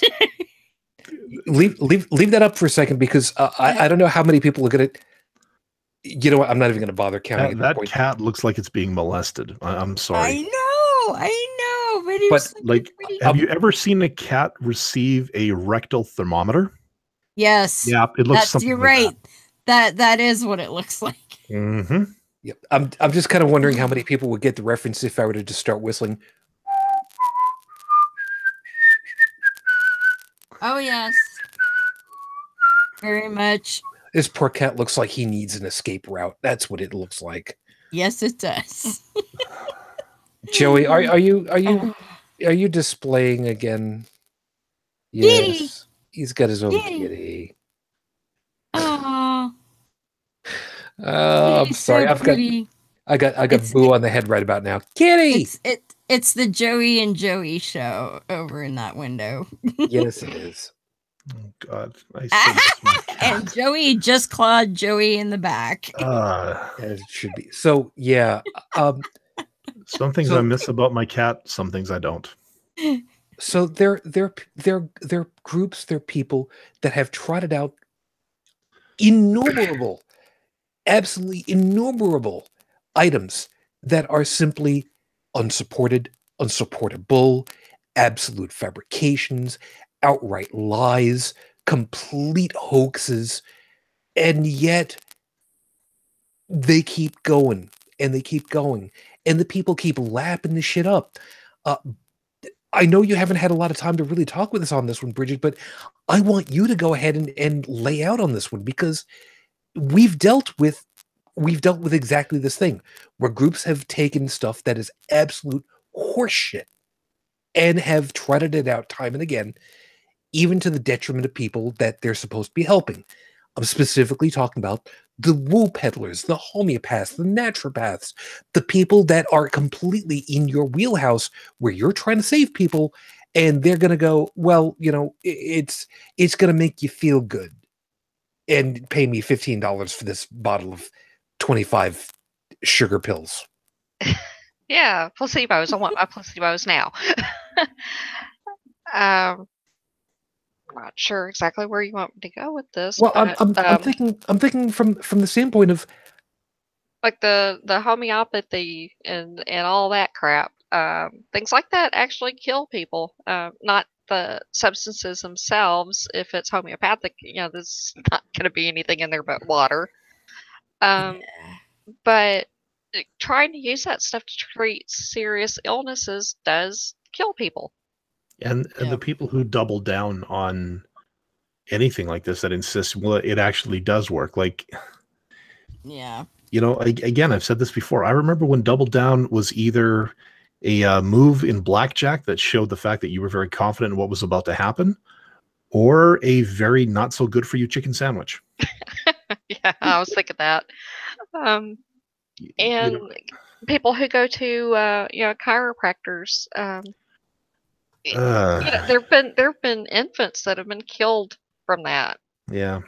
And now people paralyzed because their necks have gotten broken. And you see, I'm beginning to wonder about that, because years ago I did go to a chiropractor because my lower back was very stiff, like to the point where I couldn't move properly.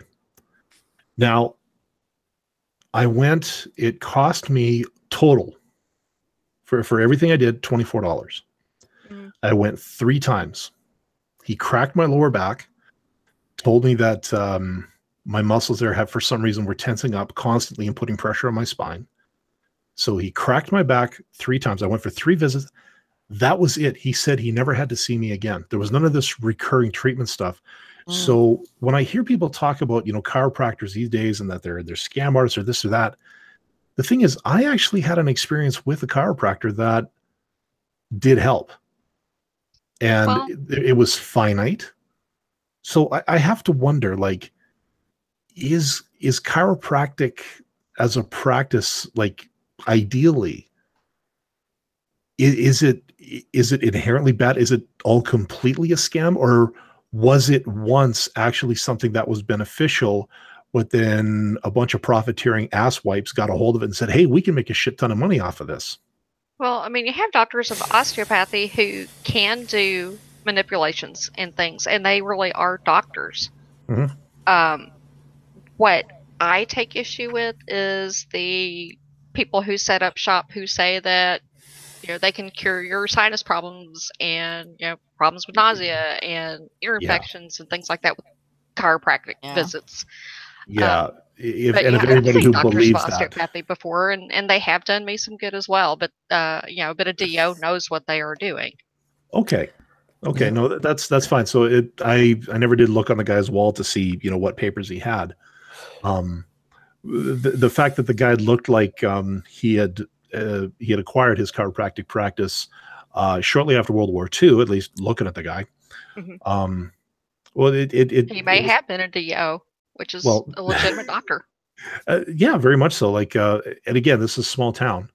And I guess in that respect, with it being a small town doctor, you don't want to risk your reputation on something that might be shady, because if it is, like I said, small town news travels fast, and the tar and feathering crew travels faster. Yeah, Joe. Oh. Well, you had your microphone on. It was a little loud. I thought you were trying to get in. Oh, no. Sorry about that. But if ever I run into a local trepanist, I'll give it a try. What? Trepanist. Trepanning That's the drilling of a hole in one's head. to release the evil spirits.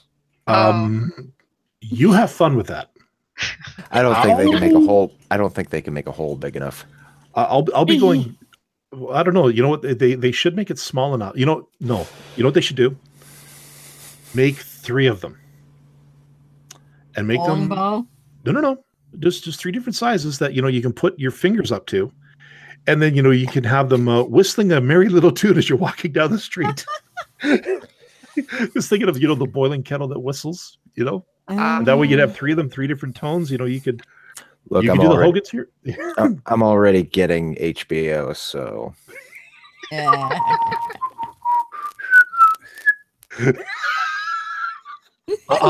Not gonna do it. Not gonna do it, and there's a reason why. So, by the way, I had completely forgotten about the double down sandwich. I just looked it up. It's forgettable. Trust me. 610 kilocalories, 37 grams of fat, 52 grams of protein, and 1,880 milligrams of sodium. Yeah, put it this way. Yeah, I decided once that I could complain and bitch about the sandwich all I wanted to, but unless I actually tried it, I really couldn't speak from any kind of experience. I realize anecdotal evidence is not really considered evidence. However, it was the one time after eating something that I actually felt that I had done damage to my body. Yeah, I'm not totally surprised because, like I said, I actually contemplated doubling my blood pressure pill dose that day just because I felt bad. Yeah, the amount of sodium that's here, 1,880 milligrams, according to this listing, that's 125% of your daily intake allowance of sodium in one sandwich. Now, that's a and bad to moment. think there was a time in history when sodium was worth A more currency. than gold. Yep, Yeah. it was a currency. And for those of you who are thinking of, okay, you know what, I'll have my double down sandwich and I'll have it with a Diet Coke. Take a very, very close look at the sodium content of any diet drink. It will stagger you. Let me see. Yeah, well, yeah. While you're doing that, because we got a little bit of time before we have to close up shop over here. 75 milligrams. 40 milligrams in Cherry Coke Zero. 75 in your standard 20 fluid ounce bottle of Mellow Yellow. Don't ask me why I decided to go with Mellow Yellow today. I don't know. Probably because you like Donovan.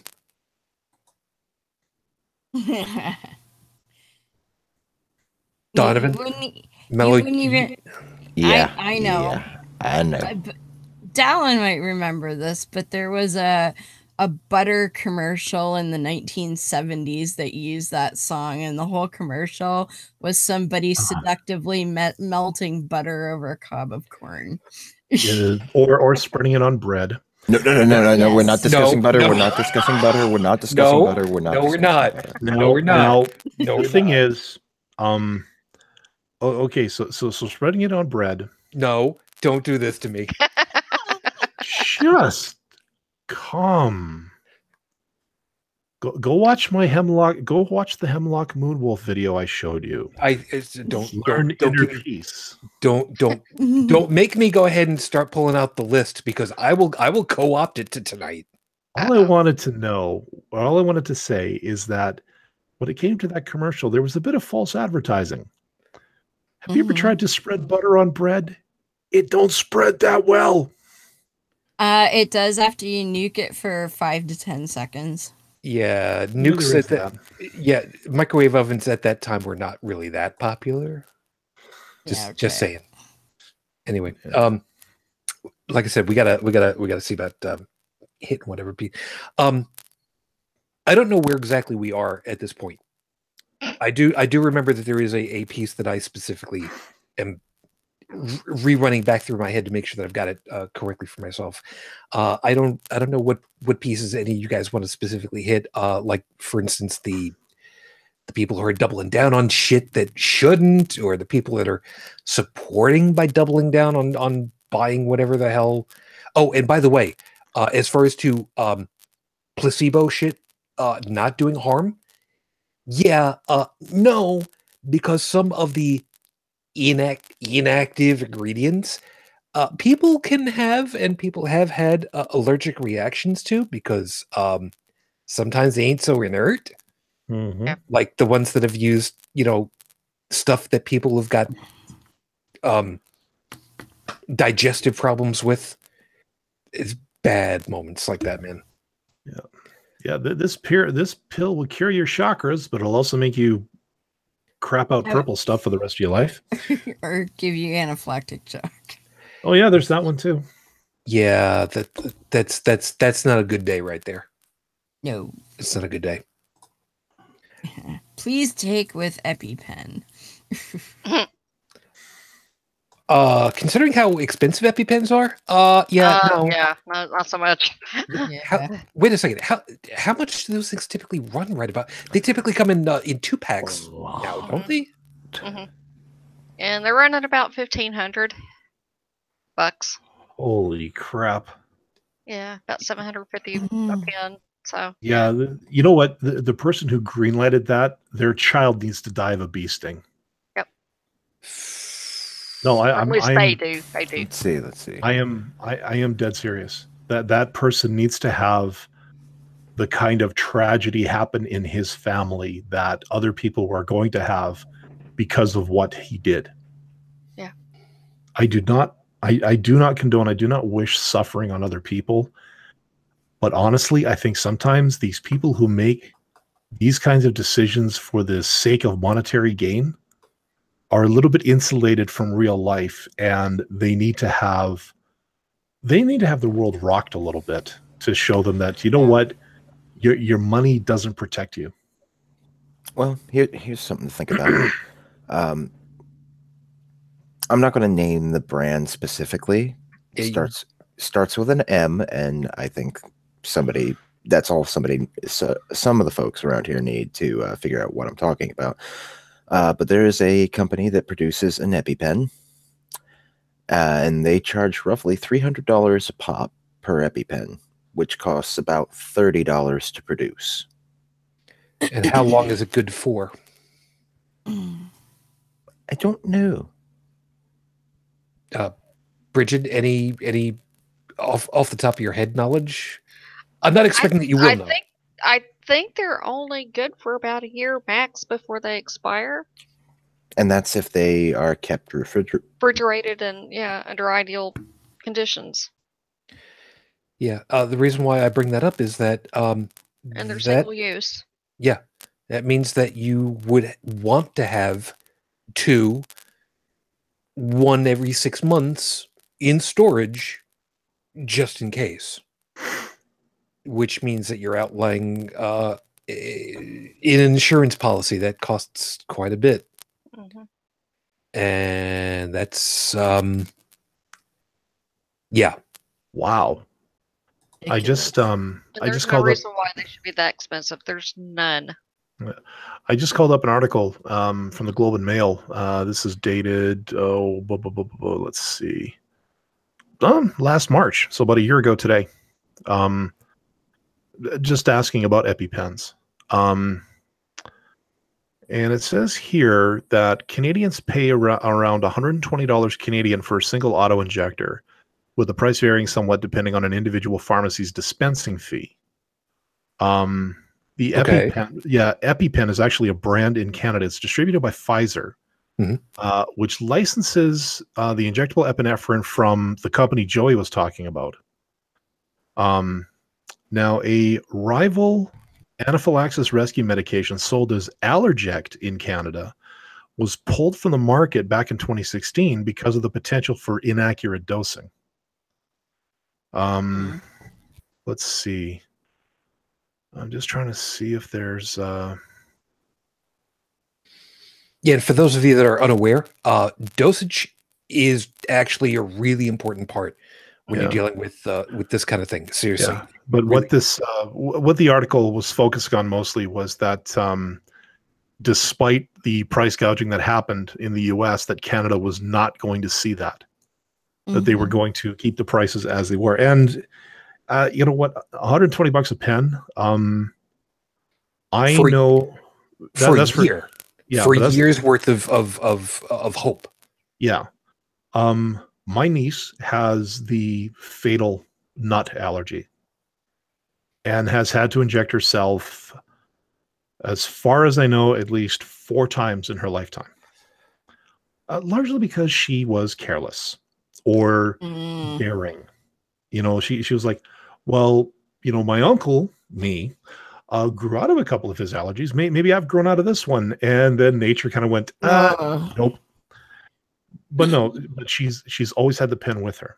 Now, thankfully, my brother has a good job with the kind of healthcare plan I think even most presidents would kill for. Let's just say that company takes care of its people. But when you're a mining company, you kind of do have to take care of your people because, well, let's just say the potential for death is a little bit higher than, say, you know, the job I do.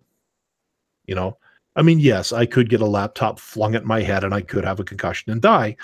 But, you know, my brother could get hot metal poured all over him. And, you know, that's worse.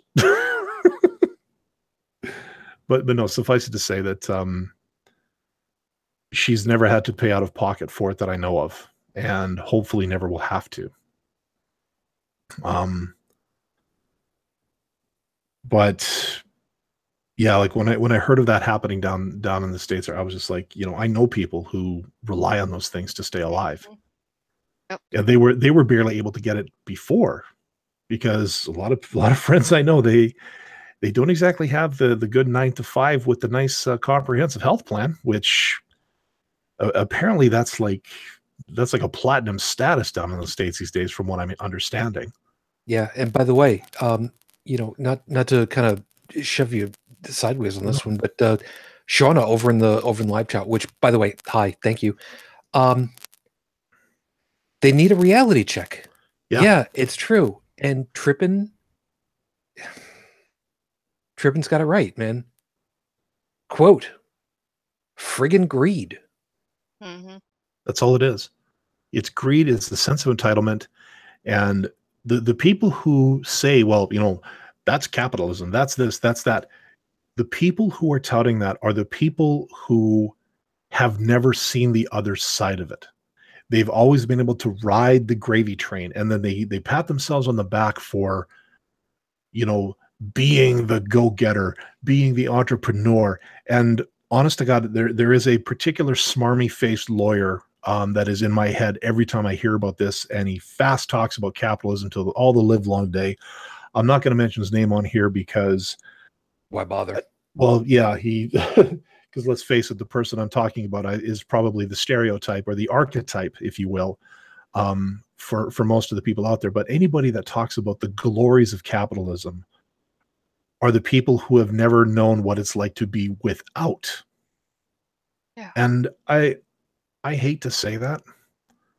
You know, I mean, capitalism, the drive for achievement and the rewards that come from it, I'm all in support of.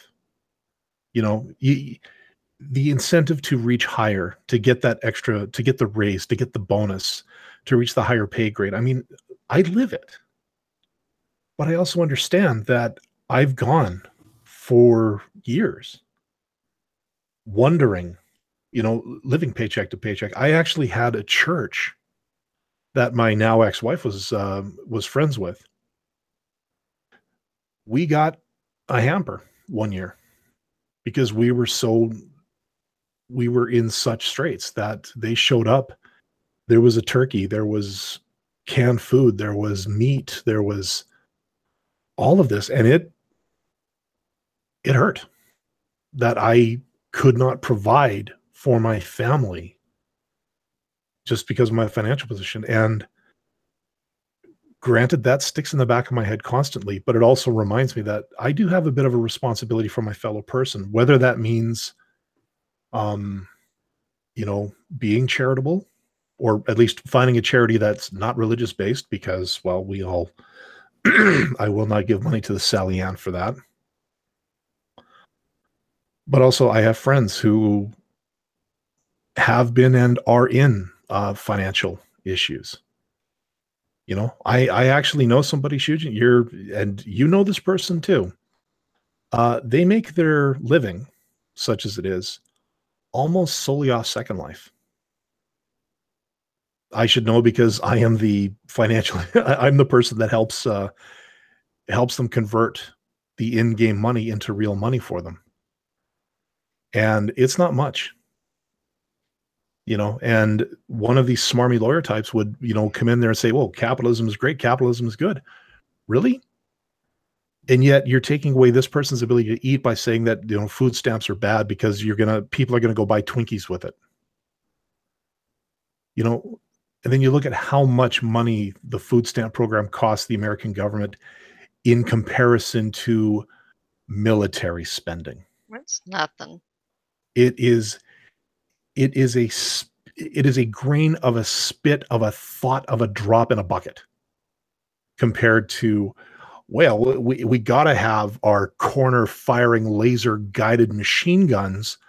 Otherwise the terrorists win. Well, you know, and I hate to sound like a complete extreme leftist here, but maybe if you stopped stomping around and pissing in everybody else's country, maybe you wouldn't feel the need to have to defend yourself so much.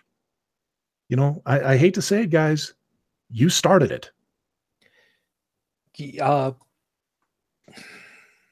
I'm gonna go ahead and I'm gonna semi-spoil. One of the great put down lines in Black Panther was the white guy being called colonizer. Now, for those of you that haven't seen Black Panther, first off, what the hell is wrong with you? Second, that's a stark reminder of how some people and some cultures can be viewed. Is Dalan wrong? Not exactly. And not by a long shot. Anyway. Yeah, I don't want to get into the whole colonizer tribalism thing, because again, that steps into an arena that I don't think we want to get into. No, especially not right now. But the point of it being that we here in the U.S. have a very sordid history with, like you said, clomping on a whole bunch of other folks in the modern time. Yeah, that's not too far from the truth at all. Then I'm sorry, but you guys poke everybody with a stick and then get all reactionary when somebody pokes back. Yeah. Well, that's kind of our thing. So Brigid, I don't know what piece you want to close yourself off with, though, at this point. I don't really have anything, so I guess plug all the things. Well, not just you. Joe, anything that you want to end up closing off with? I know you're looking around, make sure that Space Dog is not ready to talk. No, I think she has finally gone to sleep. I'm worried about the one that's trying to use my leg as a scratching post. Ow. It's that love-hate thing with cats. I love them because they can be very affectionate, but oh my god, when the claws come out, it's like that's the hate part of the love-hate That's relationship. why you clip them. I still don't know where you get the whole affectionate thing from the single most indifferent life form on this planet. Yeah, mine's clawing my leg right now, but and we thought honey badgers didn't give a shit. Where do you think honey badgers learned it from? But anyway, was there anything that you wanted to end up closing off with? No, I'm good. Tossed in my 2 cents on the whole, Second Amendment thing, which is really the only thing I have any background on here. So it's okay. Right. And Heretic Woman, since you are back, and thank you for sharing your pussy with us tonight. Is there anything that you wanted to close with? I think I pretty much covered it all. Okay. Nothing wrong with that. It's always good. I always want to make sure that we've all had the opportunity of saying whatever pieces. The piece that I wanted to remind myself about from the top of the show was something, an argument that I had to deal with somebody, and I did not answer it correctly. Somebody made the argument, yelling and screaming of sorts. Well, not so much yelling and screaming, so much as barreling forward.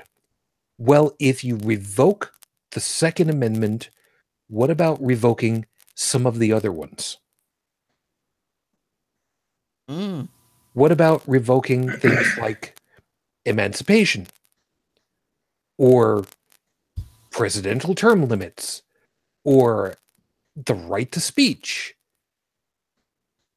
And I really couldn't take it all in because I just couldn't at the time.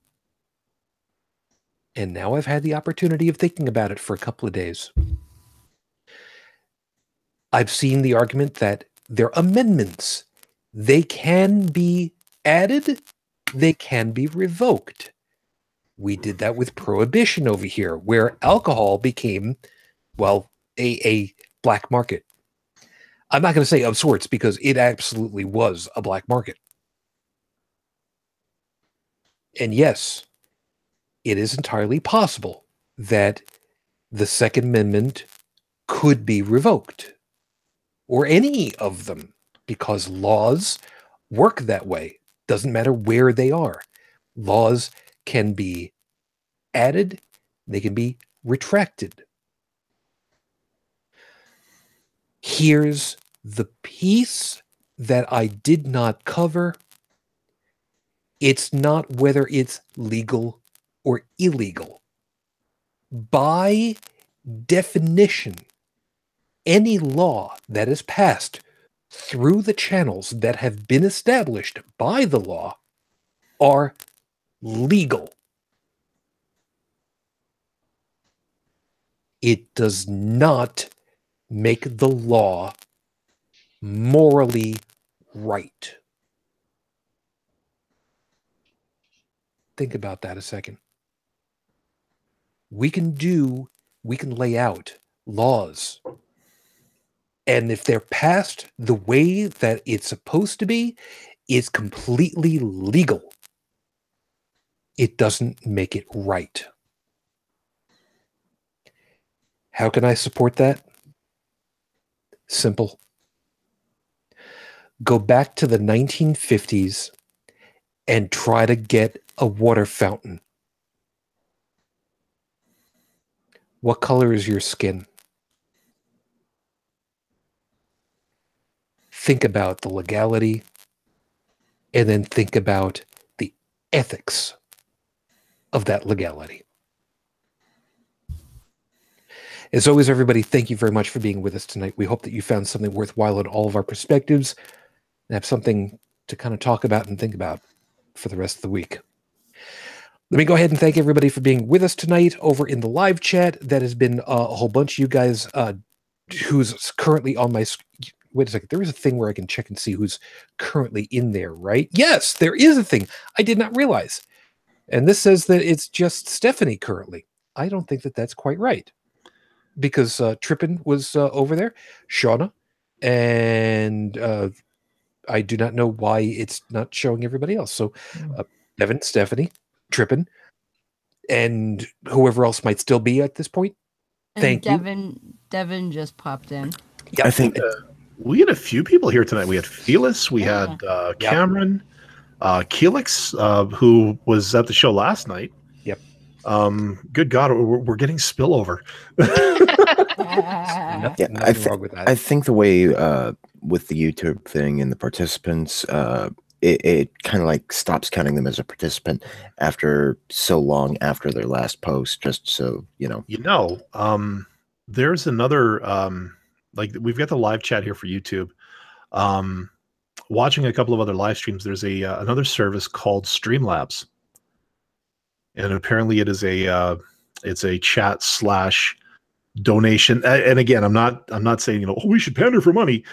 No, but I just wonder if Streamlabs might be a way to get a more accurate sense of who's in the chat, who's doing the chat type of thing.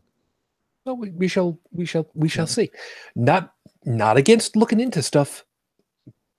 Kind of see how that meta thing could, it's kind of the way it works up here. So everybody, thank you very much as always. Joey, thank you for your time and of course your spilled blood this evening. We hope that you take good care of yourself tonight. Yeah. Well, cats are the original acupuncturists.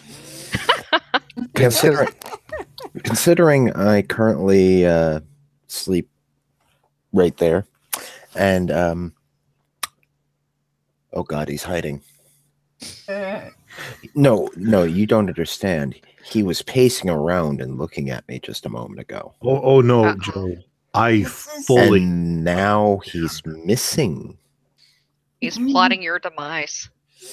This is the same creature that uses my face as his mattress. And that's to say nothing of the Rocket Dog, who I am calling the Rocket Dog not because her name is Laika, but because the moment her mom lets her out of the cage every morning, one of the very first things she does is barrel at full tilt toward my cot. That's a bad morning. That's every morning. No, you see, it's only a bad morning if said Rocket Dog then jumps and lands on a particular part of the human male anatomy, which is generally her primary target. Like I said, it's a bad day. Enough. Still, thank you for your time, man. And she now weighs 35 pounds. That's what is that? 2 stone? That's an awful lot for a mini Aussie. Yeah. Shujin, it's whether it's 2 stone, 3 stone, 4, it's too much. That's 35. That's 35 pounds of unfettered, unrelenting, unrepentant energy. So basically, what you're saying, it's a small artillery shell. She is close enough. She is Rocket Dog. Hear her scream at Mach 3. Like a rocket dog. Don't do that. Don't make this happen. Brigid, thank you very much for your time this morning. You have yourself a good weekend. Thank you. Is this where I get to plug all the stuff? It's nice that you're actually being proactive about this for a change. Yeah. Usually it's like pulling freaking teeth with you. Well, you can find me on Facebook under Brigid Pitch. You can read my blog at brigidpitch2112.wordpress.com, and I will be recording an episode of Atheist Nomads tomorrow. Yay! Nice. Excellent. Mhm. You have yourself a great time with that. Yeah, that sounds like fun. Excellent. Heretic Woman, you get to Yes. follow suit. And it's good to So- have you back. Thank you. Now that you're old. I know, but I'm still younger Look who's than talking. you. I've got a graphic for you. You do your thing. I'll show you the graphic in a second. I saw your post this afternoon and I laughed. I was at our monthly meetup and that came across my phone and I just But anyway, tomorrow night beyond the trailer park, we are talking to Kevin Francis of the Left at the Valley podcast, which is out of BC. So the Canucks are taking over. And that should be fun. And of course, you can find that beyondthetrailerpark.com or on Facebook, YouTube, of course, the channel, Spreaker, Stitcher, all those fun places. And Full Chronic, of course, www.fullchronic.com. I didn't do an episode last week because I was kind of in a bit of a winter funk, but I shall be putting one out soon. I'm actually quite thankful because then it gives me a chance to catch up. Good. No, it's just one of those weeks where I was just too tired and didn't want to do anything. And I get those. I get you. Yeah, so that's the beauty of being the only one responsible for the show. It's like, oh wow, I think I'm taking this week off. So yeah, more chronic sort of goodness, I guess, depending on your perspective, will be coming soon. But there is 12 episodes for you to catch up on anyway. So there you go. Lots of fun with Allah. That guy's not very pleasant, I just have to say. Well, yeah, again, so far the most I've heard is just all kinds of threats and extremely bad retellings of some things. Oh my god, I was so sick of Moses because he keeps telling the same story over and over, but he'll change like a couple details every time. Yeah, I just heard the second, I think it was the second or the third retelling of the Moses story. Yeah, and it's like I think I'm up to 4 or 5 now. Oh, great! I got something to look forward to. Oh yeah. These guys retell the story of Moses the way the Gospels retold the story of Jesus. Except there's only 4 of the Gospels. Well, 4 that were canonized. Who knows what the rest of them actually did? Okay, 4 that we normally have to look at. Yeah. But here it's just like, oh, it's a random chapter, and we're gonna start with Noah and go up to like, I don't know. Well, they go Noah, Moses, and all the other guys in between. And I heard Abraham in there. Yeah, Abraham. Yeah. Job. He likes to talk about, or not Job. He likes to talk about Lot quite a bit. So, and that story changes a couple of times as well. And then there's Thamud and the camel, which is oh my god, obviously an Arabic one. But yeah, I remember that one. I think that was like 4 times or something. Oh, there's more. There's more of it too. It's like, have you guys ever read Beowulf? Maybe a long time ago. You know, because they get into the story of Beowulf, and then there'll be like a camp where they're talking, and somebody else will start telling a story, and that story will last for like a chapter or 2 before they finally get back to the actual story. And this is kind of what it feels like with the Quran. It's just like in the story, yes. Yeah, and it just goes on and on and on, like on and on and on.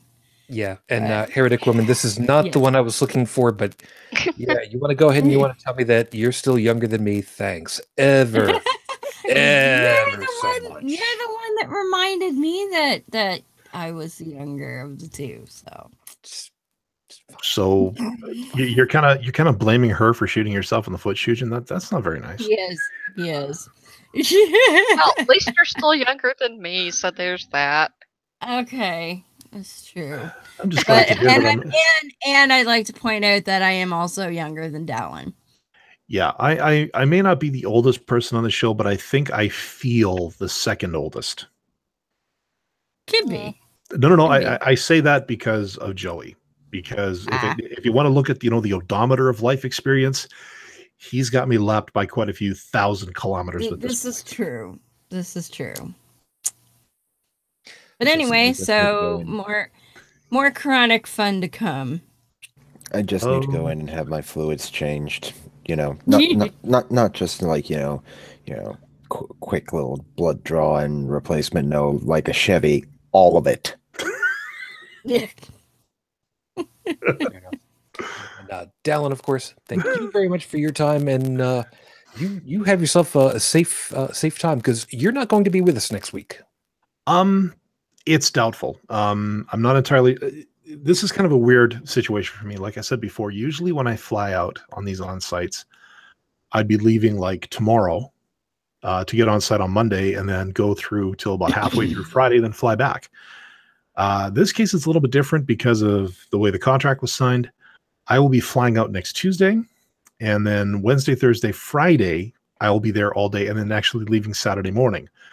However, the way the flight is, I'll be going from North Carolina to LA and then to Calgary.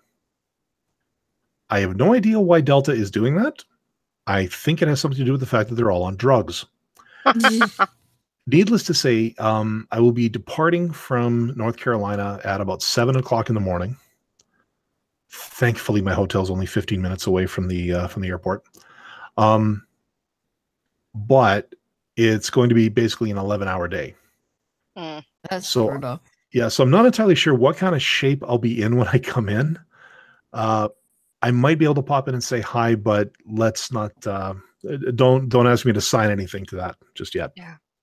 See, this is why when I went to Milwaukee, I ended up airbusing it to Detroit, because normally I fly out of Buffalo. Buffalo wanted to send me from Buffalo to Charlotte to Milwaukee. And I was like, yeah, no. I went to Detroit and took a direct flight, thank you, which lasted all of like an hour. Yeah, I kind of have to. I have to watch my airfare too. Like, there's a point that if I book my flight, if I book a certain one, I will actually get onto a live chat with one of our bean counters, and they will say, "Why don't you want to take this other flight?" Well, I don't really want to bounce all over the continental United States like a pinball just to get to a place that I could fly direct for an extra, $100. Yeah. Like, there does come a point where I actually have to justify the expense. Mm-hmm. And I would sometimes just assume, whatever, rather than deal with them, because, well, they're accountants. And by the way, Heretic Woman, there you go. I found the right. For those of you that are listening, it's lovely little Fluttershy who is yelling and screaming and saying, "If I had fingers, I'd be showing you one." You're welcome. But anyway, entire world is a meme. Well, it's kind of the way that it works. Besides, it's my birthday. I can get away with it. It's my one. So, all the things that you do, thank you very much for all of that. And yeah, no worries.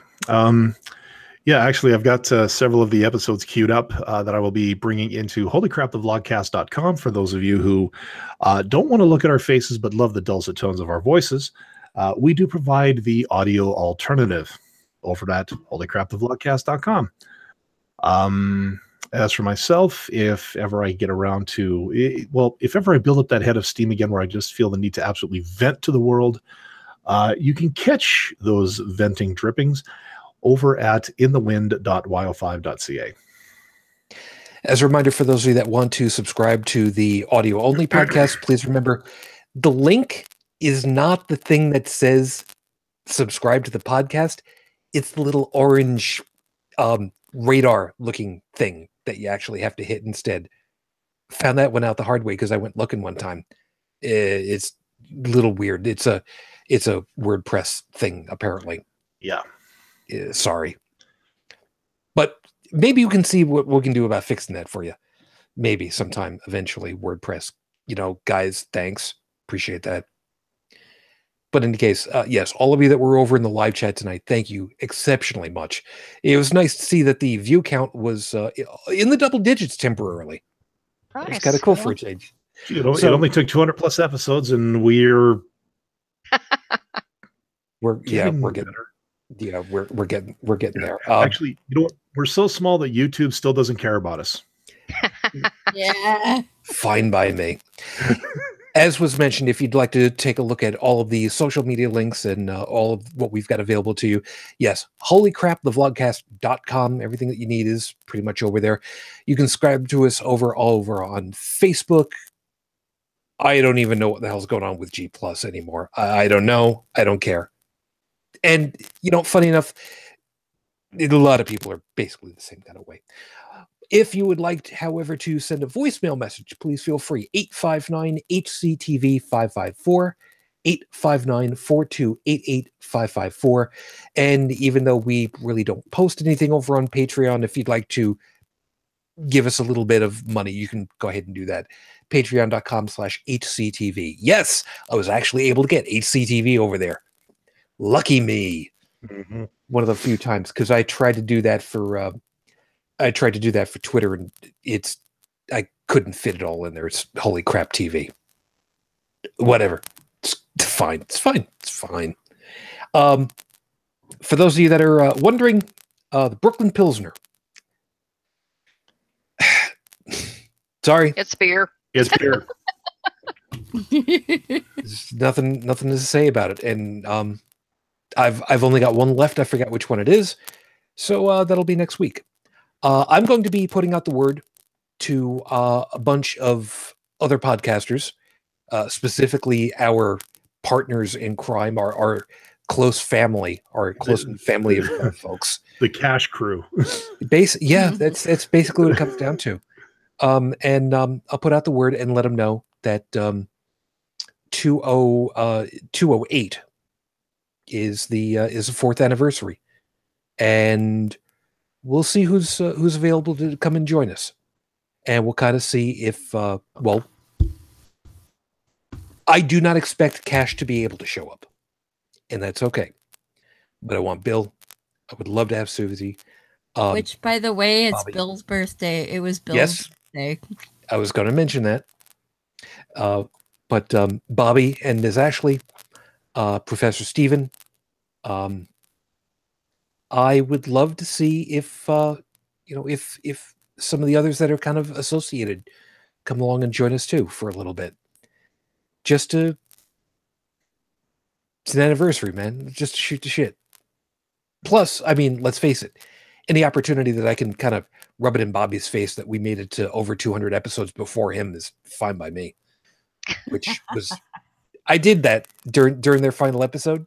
I was there. I will get my beer and my popcorn for that one. Yeah, it was worth it. So I got a lot of stuff to put into the show notes for you guys, and sorry that we kind of extended out, but it's over 200 episodes now. It feels really, really cool to be able to say, shit, we're actually doing something worthwhile. Or at the very least, nobody's served us with a cease and desist yet. So go us. I'll take that. I will be here next week. The following weekend, I will not. We will see what's going to be happening with that, because might be able to do a show, might not be able to do a show. We will see. So we'll keep you up to date as to what's going on with that. But in the meantime, thank you. Thank you for sticking with us, and thanks for making it worthwhile for us. So, as always, I wish you all tonight the peace I no longer have. I wish you the strength that I've learned. I wish you well. And of course, as always, for my lady, it's over 12 years. Not quite 13 yet, but I am still in love. Matane Fujin. I love you. I miss you. Dream of me. Thanks for wishing me the happy birthdays that you've always have. So, as always, until next week, the next time we get together, everyone, good night.